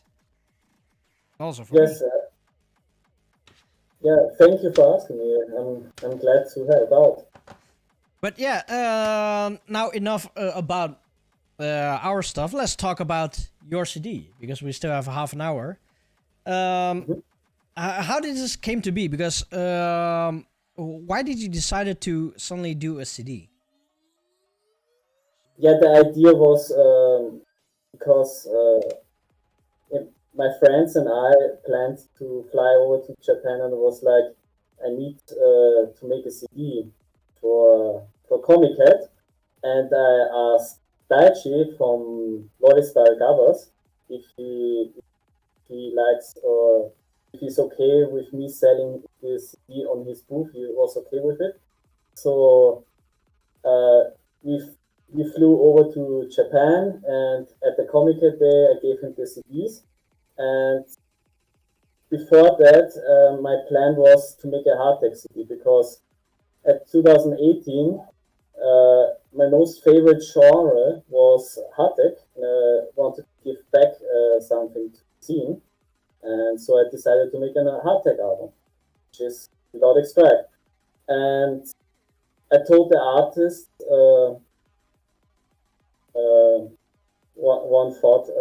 one additional thought. All these artists are my favorite artists. So I invited my favorite artists if they are interested in making a track for this album. And gladly, most of all artists I talked, they agreed, and I paid them for each track. And then I made the artwork myself completely. And for some artists, I needed a translator because in 2018 I wasn't starting to learn Japanese. Yeah. And so I asked another friend, Satom, if he's okay with translating some text, because the artist guidelines were a bit wordy, so I needed a professional translation for it. So I asked Satom for it. So I was in Japan and gave an album back to the community because I love this scene, the people behind it, and I wanted to pay respect. Yeah. And how many did you print it out? I printed out 150 CDs, and each artist which agreed to send me their address, I sent them a copy. Or if I met them in Japan, I gave them the CDs when I met them. And we drank, and sometimes we also drank after that a few beers. So yeah, fun times. Yeah. So yeah, that's the whole story behind this CD. And when the time is right, because there was a question in chat, I will make another album. When the time is right. And when is When the time right? is right. Yeah, when the time is right, I would say the earliest date would be when I'm back in Japan, and also when my Japanese skills are better, because that's maybe a big announcement. I play with the idea to book and booth on my own for Comiket or M3, depending on which event is actually taking place, because due to the coronavirus, Japan denies every tourist at the borders. And there was a news some weeks ago that they may open the borders in April 2021. And if I have the chance to fly over and there are no critical measurements for tourists, and this also includes if events are taking place or not, then I release a CD. But at the moment, it's just unknown if they are actually opening the borders. It just depends on if there's a vaccine out. Let's say if in January that there's a vaccine out and all world organizations say it's okay and they produce it, then I will start planning the second album. Okay. So yeah, when the time is right. So yeah, big announcement. If Corona is gone, a new CD comes out. So yeah, please take safety measures, wear mask, wash your hands, and maybe you see another CD from me. Stay safe, stay clean. Yes. But from the 150 CDs, how many CDs you still have left? Yeah, I have still, I think, 25 at home, and I also gave Daichi from Melodic Strike also 30. So both me and Melodic Strike have some copies left. So it's half of the stock is still there. What is the story about shipping? Yeah, about the shipping, because I always buy a lot of CDs. I have experience with it, buying from overseas customers and so on, and I also experienced when CDs get lost and the sender doesn't send another copy back, saying you need to buy another copy because what the postage is doing is not my problem. So why is my album so pricey?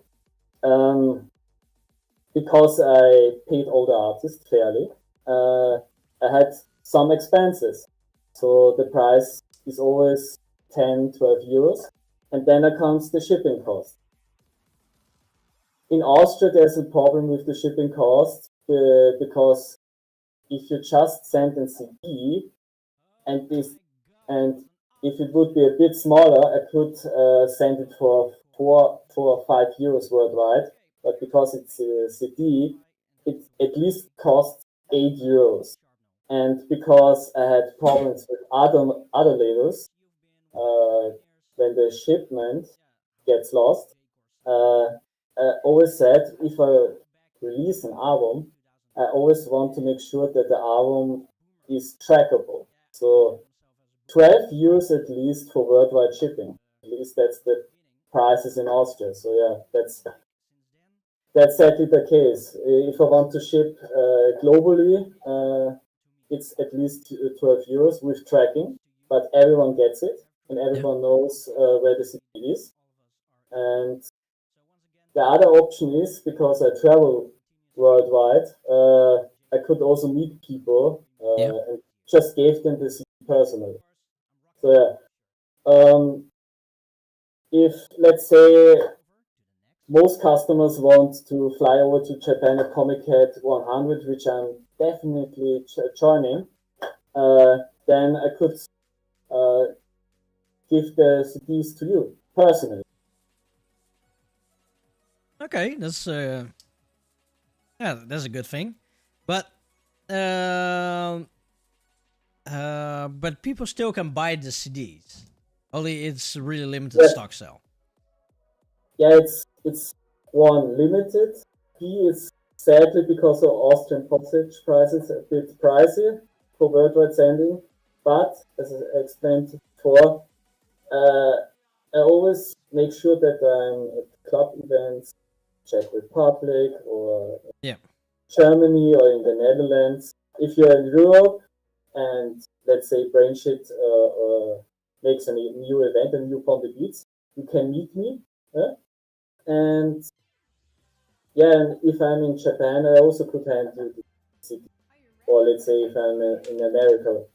Yeah. So it's really depending on where I'm in the vacation at the moment, and you could just meet up and then give you the CD without postage costs. So it's good to know. Now we still have 3 more tracks to go. So should we go over to the next track? Yes. Okay, so the next track is going to be DJ Kurara with Ultra Dance Kick Bass.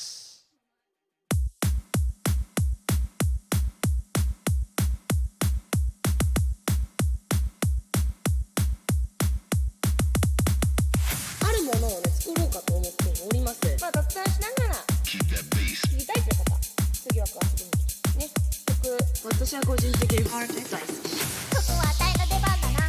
やっぱりアリスの作るブラウニーはうまいな。生地がしっとりとしていて、それでいてベタつかない。すっきりとした甘さだ。ローテーションとこでね。ここは万宝店のものを使用したのかな。今日もいい天気。霧雨マリさん、覚悟。運気ゴングって知ってる？それではちょっと疲れるな。何かさ、いい人だった。やったぜ。今の話をする。夢の余裕がない。ちょっとまだ。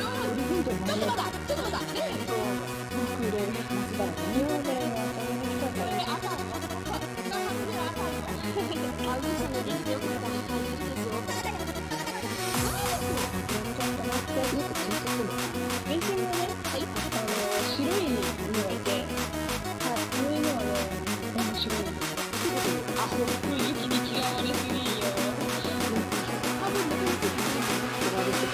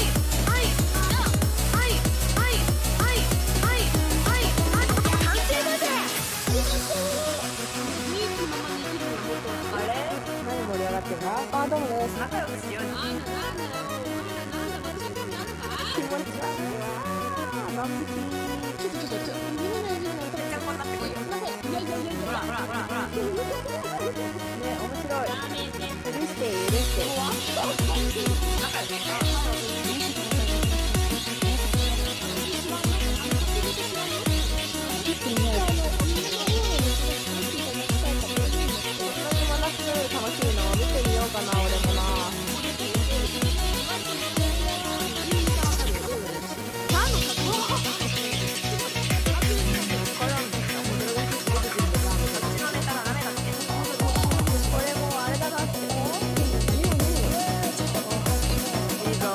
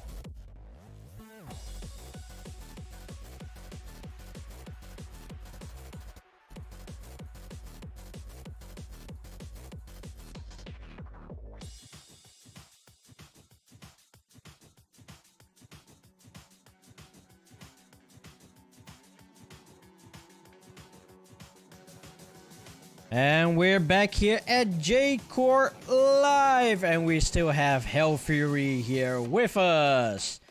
And Strandi, I was well aware that we were muted because it was a little private talk. So yeah, oh wait, yeah, let me turn on the volume. What? Oh, my wife say maybe she should start a new Patreon so she can tell all the secrets. What kind of secrets? I don't know, the secret down behind the muted Yeah, then you have to you have to talk in the microphone. People cannot hear you. I know. I was just talking like maybe I should start a Patreon and have people pay for the secret muted mic talk or something like that. All the J-Core gossip. that would be bad for the J-Core reputation. Yeah, we don't want to turn J-Core Live into drama alert, so that's not the right format. Drama Core Live. Combine Super J-Core secrets. That's a good one. Hey, but Hellfury, I do know you for several years. I think since 2006, 2007, I think. That was around the time that you also came into streams? Or was it later? It was a bit later. I know you joined the Hardcore History. That's but I already knew you before that one.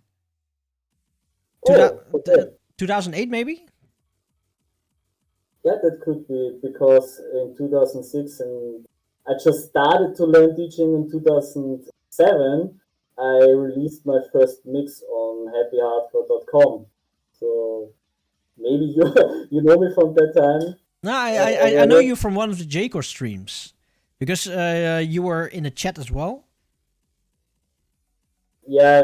At least somewhere back then. It was before 2010. That's for sure.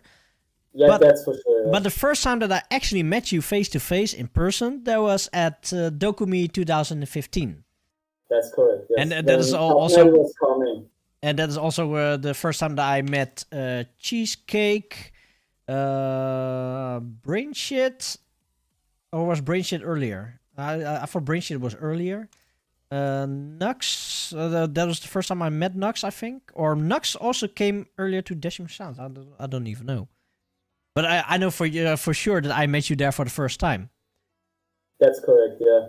Because I think half, or at least half of the Europe scene came to Dokumi because Sharpnel was playing there, and that was one of his last Europe gigs.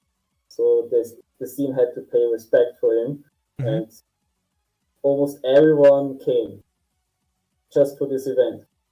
Yeah, but at least I came. I came.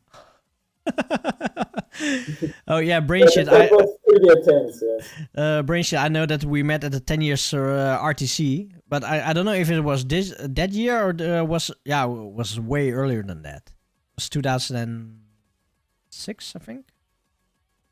2007, 2008, somewhere. 2016, 2010. I really have no idea anymore, man. No, but it's because Sharpno, he also asked me if I would go to Dokumi as well. And that was pretty much the reason why I also came to Dokumi. And also because he was there, and it was the first time that I see him live play in Europe. And it's also the first time I see him play live since so long ago. So yeah, and like I said, he asked me if I would like to come, and I said, yeah, sure, why not? Let's do it. And yeah, to my surprise, I saw you there as well, raving the hell out of it.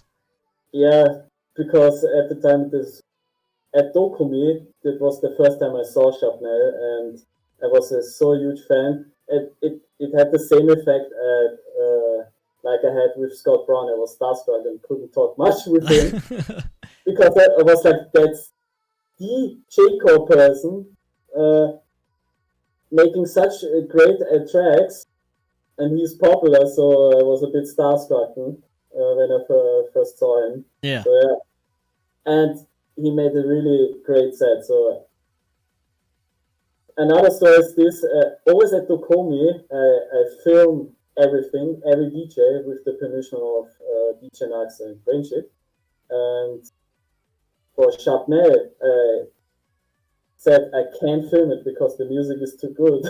And I gave the camera to my brother and said, please film it because I just need to dance to Chapney's set, and it was really an amazing experience. Yeah, I knew that. I saw that as well.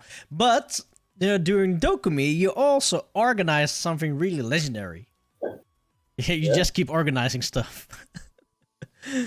But you were the one responsible of the Schnitzel party.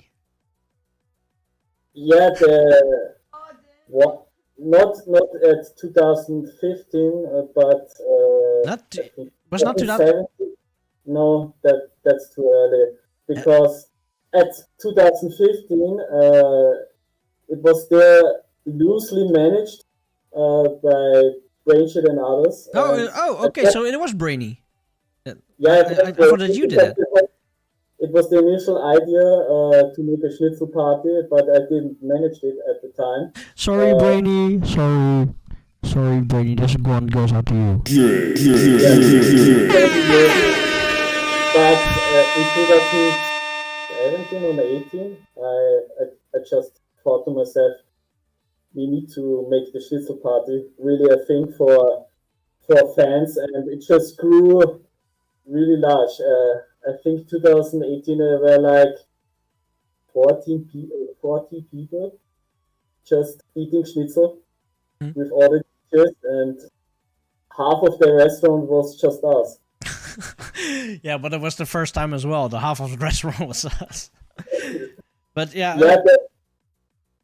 Please continue. Yeah, there's something that it really stays in my mind for so long. It was so legendary. It was I came there not even for the party, but I came there for the Schnitzel party, just because we can hang out with other fans and just chill and hang out, and that is kind of cool.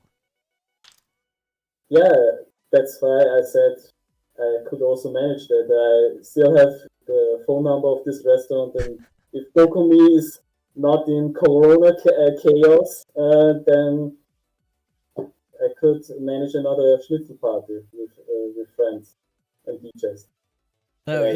And there's after Dokumi, I haven't seen you anymore up until Pond Beach. That's correct, yes. And this time you were upgraded with sunglasses and light sticks and. Not with light sticks, but with the cowbell.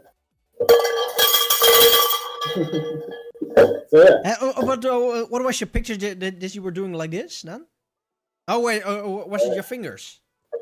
No, I was like. I was in the business, Need more cowbell. Yeah, we need more cowbell. Yeah, like I posted on Twitter, Delphi is returning 2021 if there's another party. But I definitely want to use the cowbell again, because even the cowbell is uneven. Cowbell is life. Yeah, the cowbell is alive. So looking at the time now, I think it's pretty much time to stop this interview for now. Definitely gonna invite you again for another time, because there's still too many events to talk about. You have sent like more than 20 pictures to me, and we only been like to between 5 or 6 of them. So next time we're definitely gonna talk more about your other projects and maybe other future projects as well. For now, Hellfury, thank you very much for spending time with us and introducing yourself, and especially talking about this CD release and your huge contribution on online events in the past and in the future. Like I said before, even to me, you are an inspiration for doing online events. It was mainly because of Allcore and you as well that I did the online events in the past. And yeah, you still keep continuing. And by the way, I even didn't talk about the agenda. The agenda that you still manage from different kind of online events from the past and until now. We still didn't talk about that one, but it's interesting to talk about it for the next time. Yeah, it's just I always keep pushing myself to make more visual experience events so the users have a great experience. Just keep going.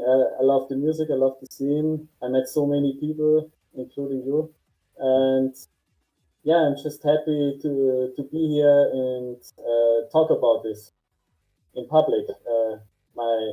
My work that it's also appreciated. So yeah, Of thank course, you but for inviting me. yeah, but of course, everywhere there are heroes, and the heroes are the ones that are playing at the online events. But nobody ever talks about the heroes behind the events. Like you are pretty much the hero behind most events going on. And even for me, this needs to be said, but you are also part of the J-Core history that I grew to love. And yeah, you're part of it, and even now you're still part of it. So yeah, mad respects, man. Thank you a lot. Thank you. It's So, good to hear such positive feedback. Yeah, of course. Yeah, for me, without you, there are a lot less events that I can play. Without you, I couldn't do other kind of stuff because with the hardcore history, because I was so limited to certain stuff, I need to think a little bit more out of the box and play other kind of sets. So yeah, because of you, I actually tried to do something else as well. And from that point of on, my view also changed within the hardcore scene. So yeah, it all intertwines to each other and together. And yeah, for me, without you, there is I couldn't even think of a J-Core world without you. Wow, that's really great words. Thank you for it. No, really but appreciate it. I'm really serious about it because yeah, you're part of it, and people should know about that. You have been there already for so long. Of course, a lot of people probably know it, but this is probably the first time that somebody speaks it out in public and in open about, and also talk about the background of event managing. And it's a shitty job, and someone has to do it, and you're the one that does it, and also aced it. It's not. I wouldn't say it's a shitty job.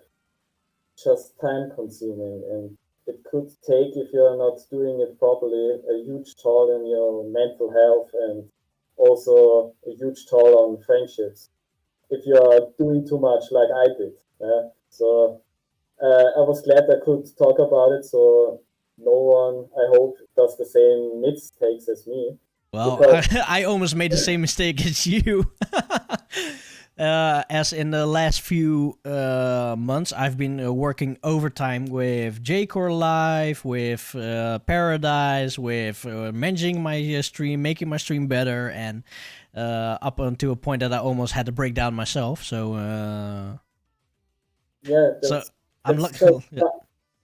that's just part.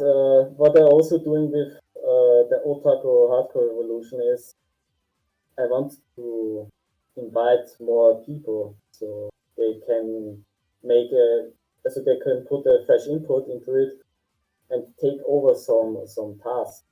Yeah. Because as you know, if you're doing an event for at least 95%, you're doing everything from talking to the graphics designer and talking to just explaining the rules if they have questions, and then doing a quality check if the set is okay, and then you need to stream it.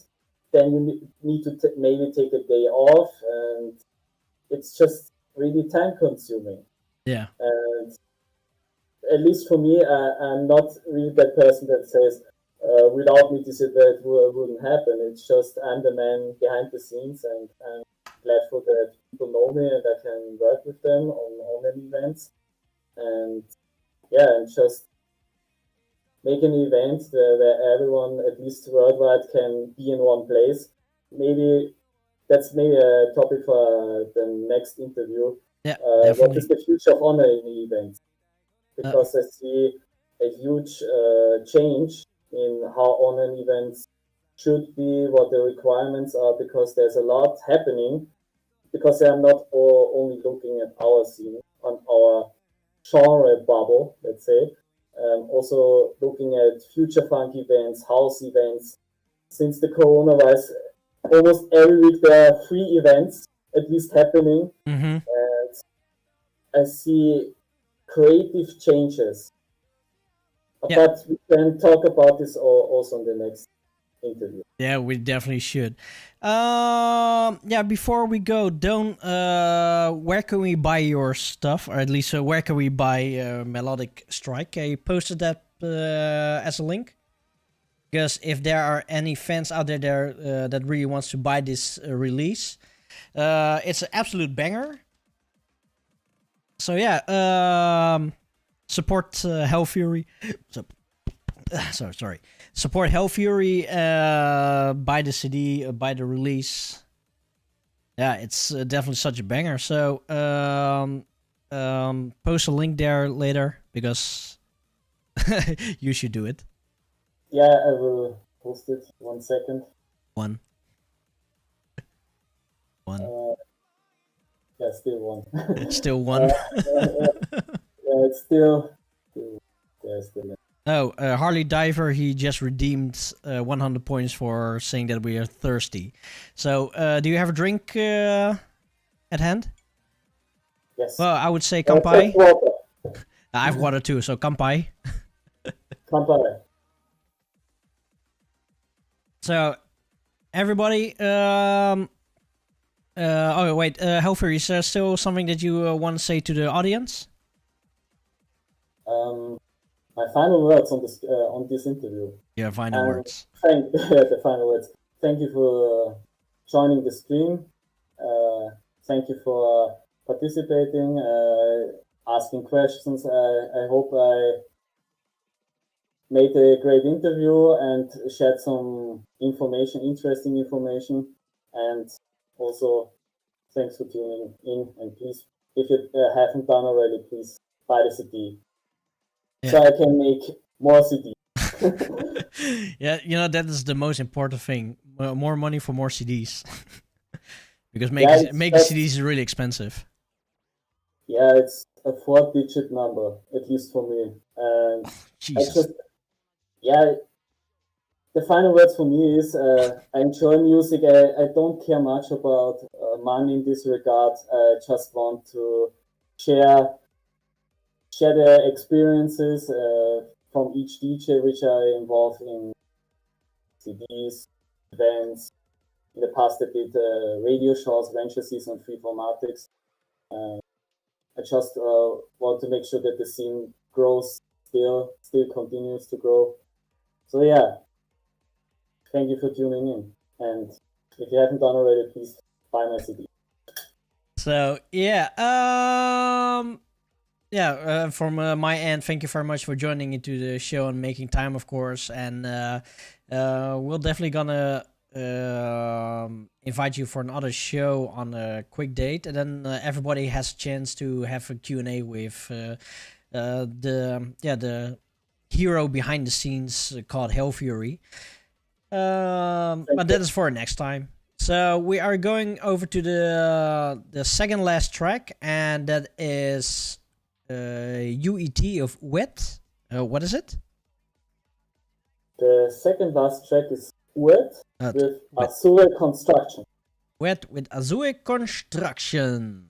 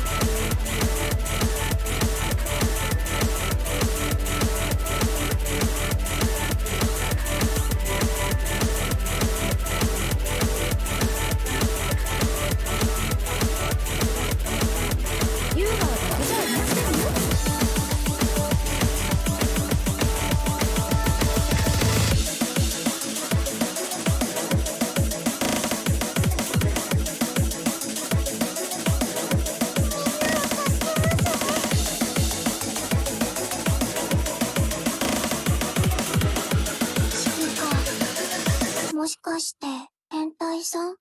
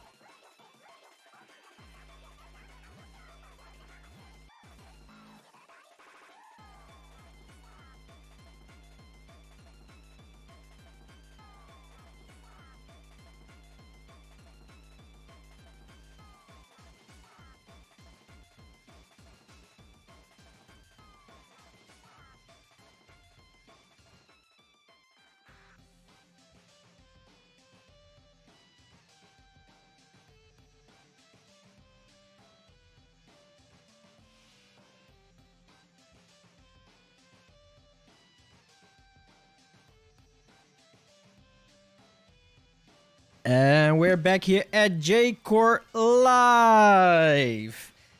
Yeah, we still have one more track to go with Melodic Strike. We just had an interview with DJ Hellfury. And it was definitely a really interesting... It's a definitely interesting interview. As, he managed so many online streamings in the past, and even now. And I know how difficult it was and is. And it's I wouldn't say it's a funny story, but it is a story that a lot of people never heard of, or they think managing an online store or a store an online event is easy.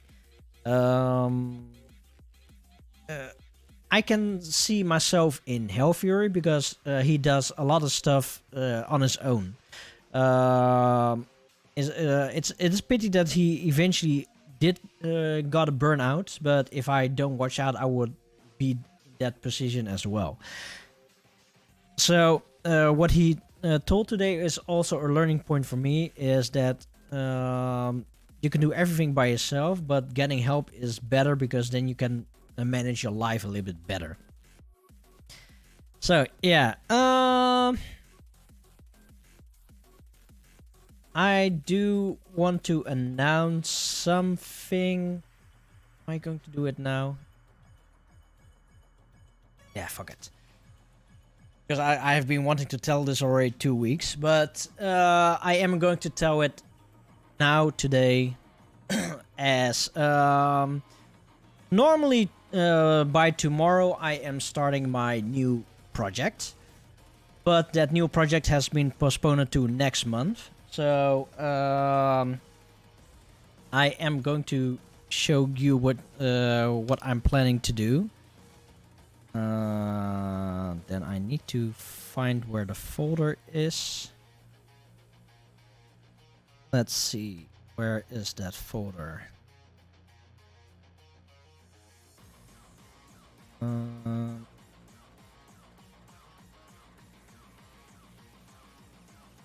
Okay. Okay, it's ready. Yeah, like I said earlier, the show what I am planning to do, it's gonna be every last Tuesday of the month.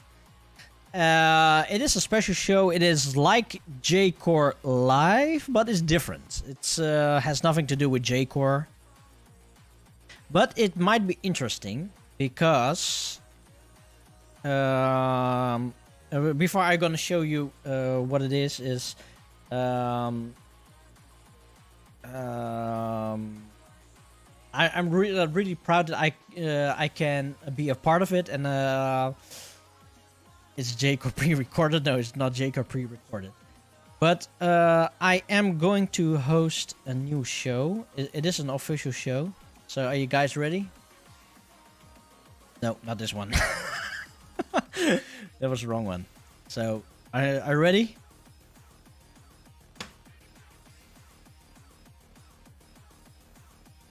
So yeah, starting from the last November, and every last Tuesday of the month, I am hosting the official Gabber Disco Night Live, where I am going to talk about the newest releases from Gabber Disco, and also having the Gabber Disco team members in the show together with us. And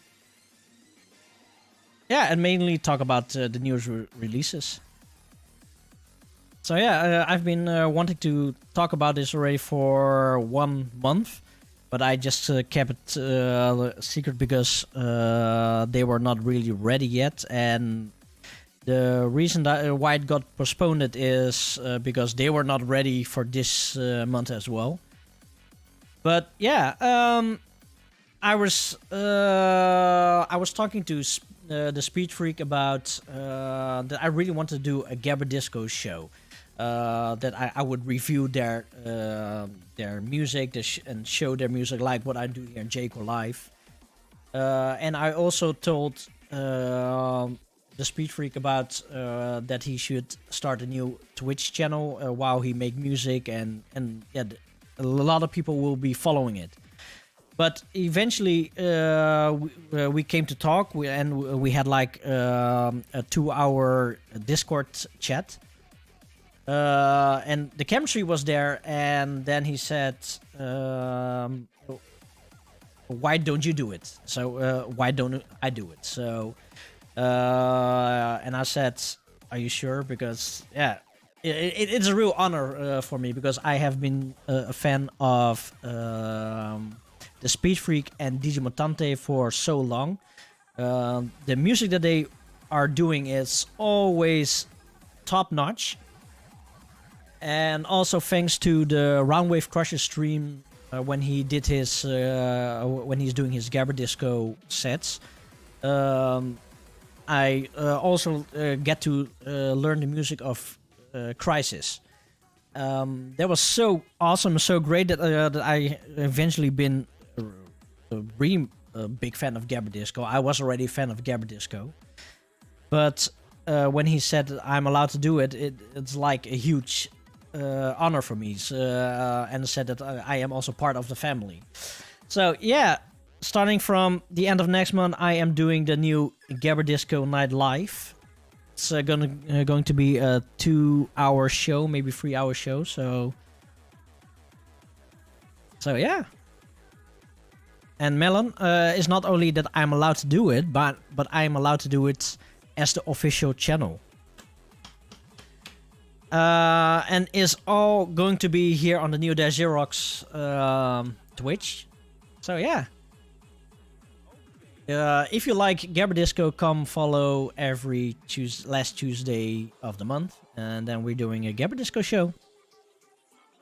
And also for the other Tuesday, starting from the end of next month, and then I'm going to live stream every Tuesday just to keep myself online for the agenda. So then I'll be probably playing some games or mixing some music. Don't worry about that, don't mind about that. But it's just for consistency.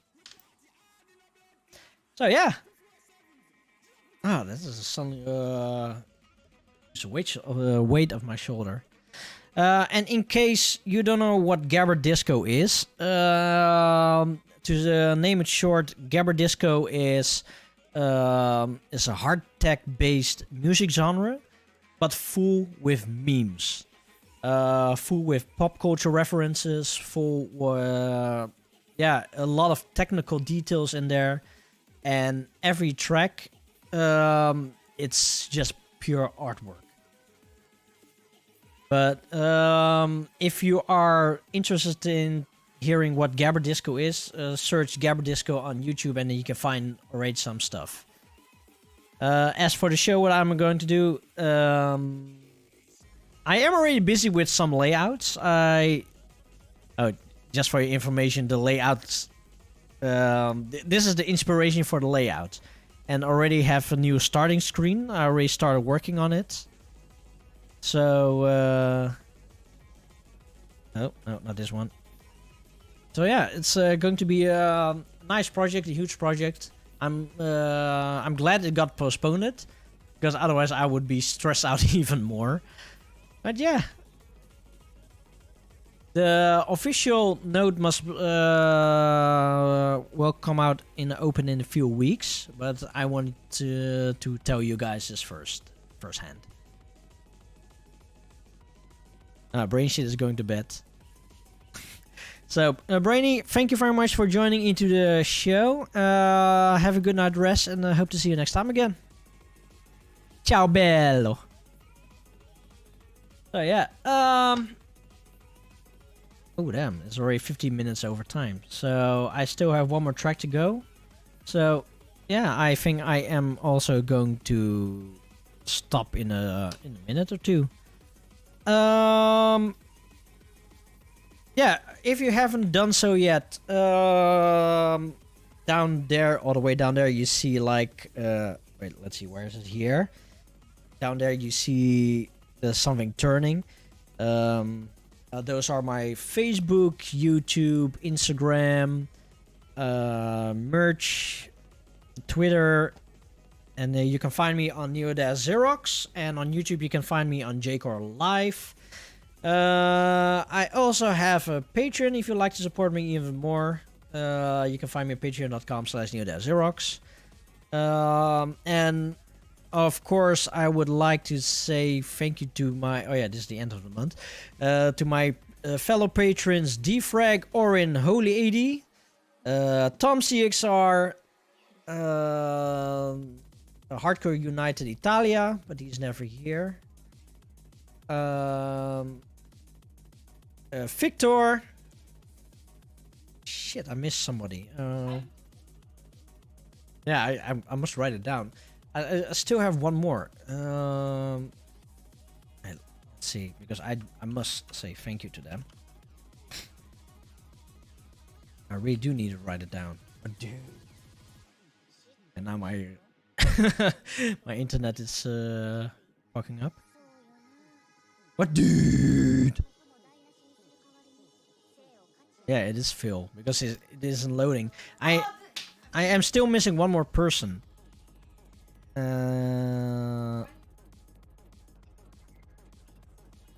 She found a way to run J-Core live. What, managing me? Defrag, Victor. Frozen Pyramid, I erase. No, Frozen. No. Frozen Pyramid. Oh, damn. I haven't seen it for a long time. But also him. Thank you very much for becoming a patron. For next week, we have a show about World Super Tag Masters 5 from Tanukichi. The release date for the CD was yesterday, but we are going to do a show about it next week anyhow. So next week is going to be a hard tech show again. As for the YouTube content, I am still in my vacation period. But I am planning to start on doing the mini mixes again pretty soon. So keep checking that one out. Anything else that I need to mention? No, not really. Yeah, is there somebody that we can raid?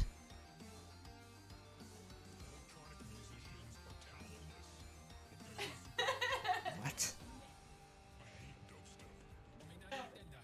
Okay, if you have somebody out there that we can raid, just let me know. And otherwise, we are going to the last motivational speech. And the motivational speech will be this one. There are a lot of people that you know that are the true heroes. Like the fireman that rescues somebody out of a burning house.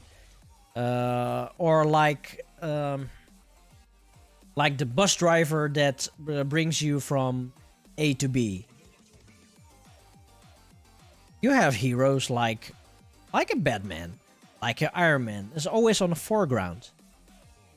But you hardly ever hear about the heroes on the background. Because like the heroes on the backgrounds are usually the surgeons, are the people at the first aid, is the telephone receptionist when you call the alarm emergency number. But you can also see Hellfury as a background hero. You never hear anything about it, but those are the people that keeps everything going, keeps running. So the point what I'm trying to make is, while it is good to treasure, not to treasure, to how you call that word? Ophemelen. Zeg ophemelen? Dat je de persoon ophemelt. Lifting up? No, that's not the correct word. Shit, what is the correct word of it?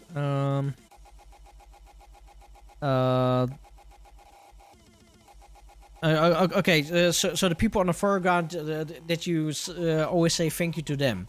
But sometimes it's always good to say thanks to the people behind the scenes. Because no matter what they do, they all do matter. Be good to each other. Okay, that's pretty much what I'm having for today. Oh. Wait. Here, wait. You gotta show this one. Still remember this one? Feeding the cat.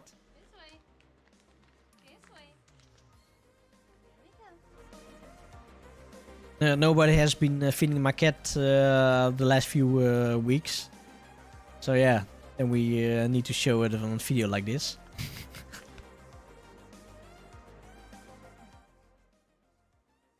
And the weather was nicer back then indeed. So yeah, like I say again, this is the end of the show, and next we'll be back again, same time, different day, different show. So yeah, the only thing what I can say to you guys now is have a great evening, great afternoon, great night, great whatever, wherever you are.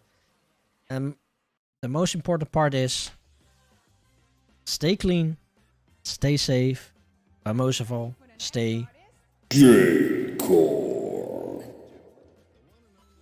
We are going to listen to the last track, that's CMEs with Girls Mission, and then the final words, the Zerox, out.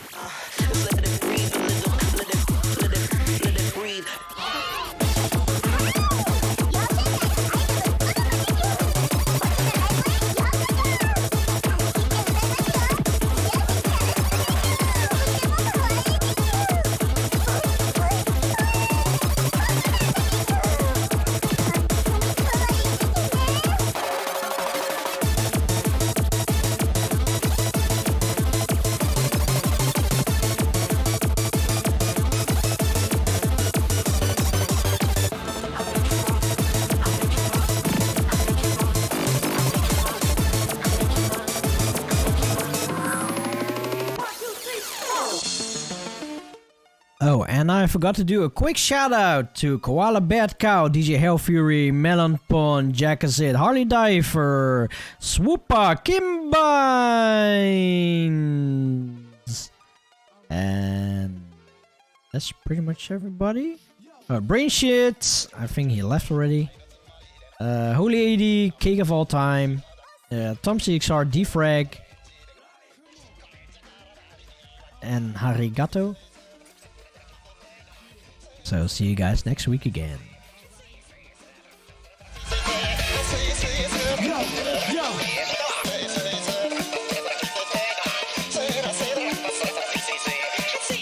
Oh, and we're also going to rate Odyssey Eurobeat.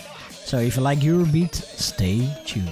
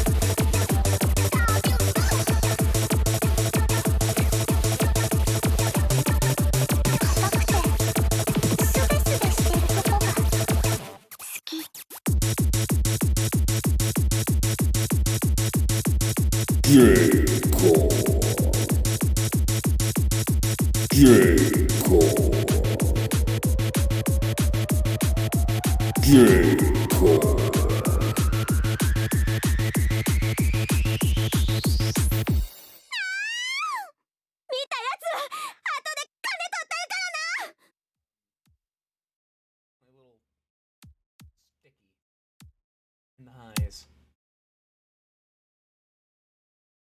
Bar? Come on now.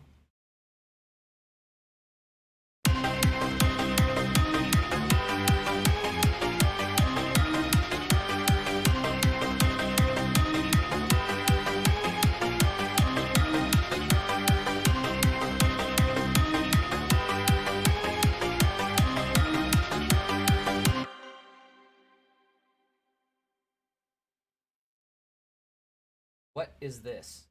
What is bus 7? Bus 7 play. Oh, these. Okay. These can piss off. Eat anyway.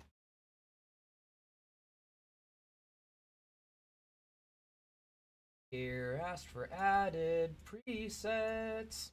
Oh. Neodash Zerox with a party of 14. Yo, y'all, thank you so much for coming. I'm Odyssey of Odyssey, your Neodash. Hope you had a great stream. Super good to have you all here. Oh my gosh. We are doing one of the most Halloween things I can think of. We are reaching back, way back before like 2010. And grabbing like one of the first songs I ever worked on in Logic Pro and revamping it for Halloween. Right now we're updating the drums to not sound quite so poopy. Actually, I just realized we probably didn't need to delete the drum patterns.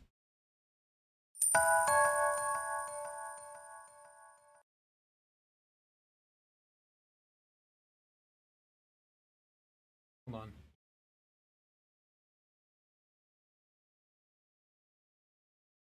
Yeah, let's go ahead and there.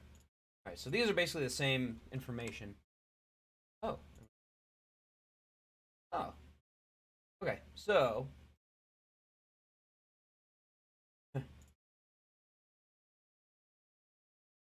no.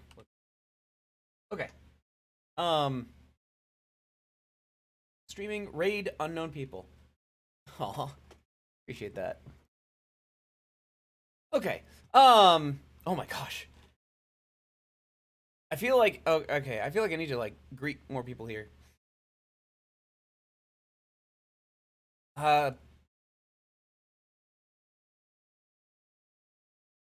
Direction just like this. I want to do all the things.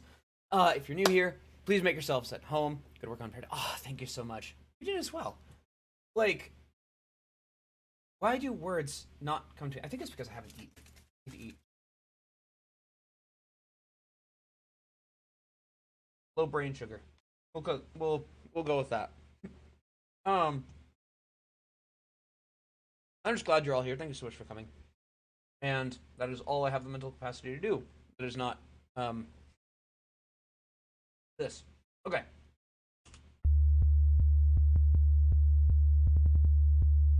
Right.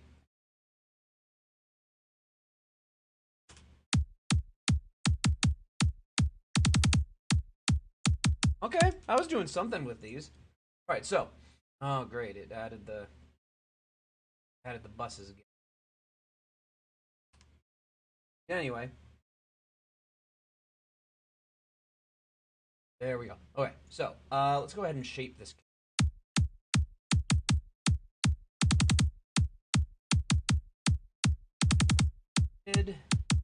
Mid, we can have some bass.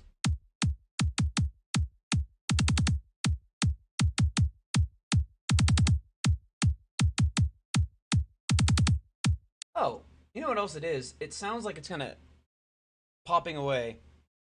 Biggie and sip. Stay. We have cursed, blurst.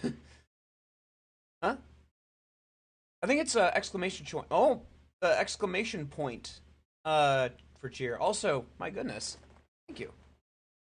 Is it exclamation point? It's been longer than I like to admit. Then I've cheered manually. Okay, so the sample. I think the problem is not that. Okay.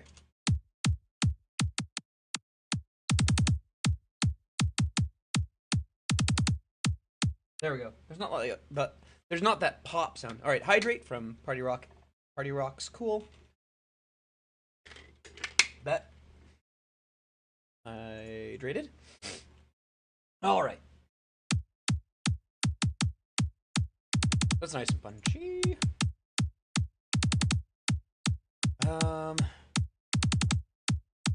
It's already cut out some of the frequencies that like I would expect to cut out. It usually cuts out 300 more.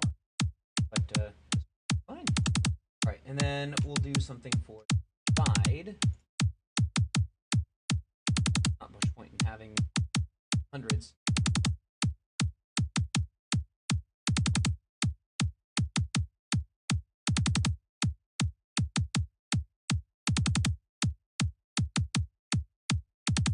Okay. So we've got that. Let's we could always OTT it. Because I'm a glutton for punishment.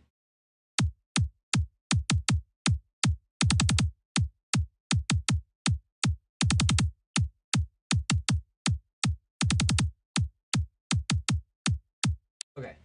And then a compressor to tame it. Hello, backyard. See ya.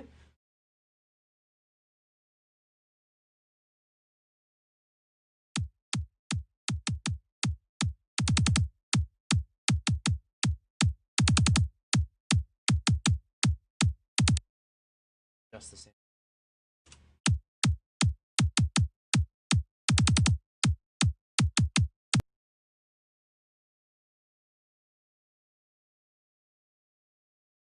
What's up with his daughter? Dorothy's missing. She will unleash hell on Earth. Help me find her.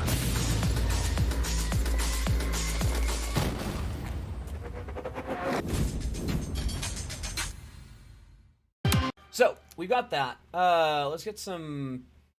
Let's get the usual 909 hi-hats in there. That's fine with me. Closed hi-hat. Oop.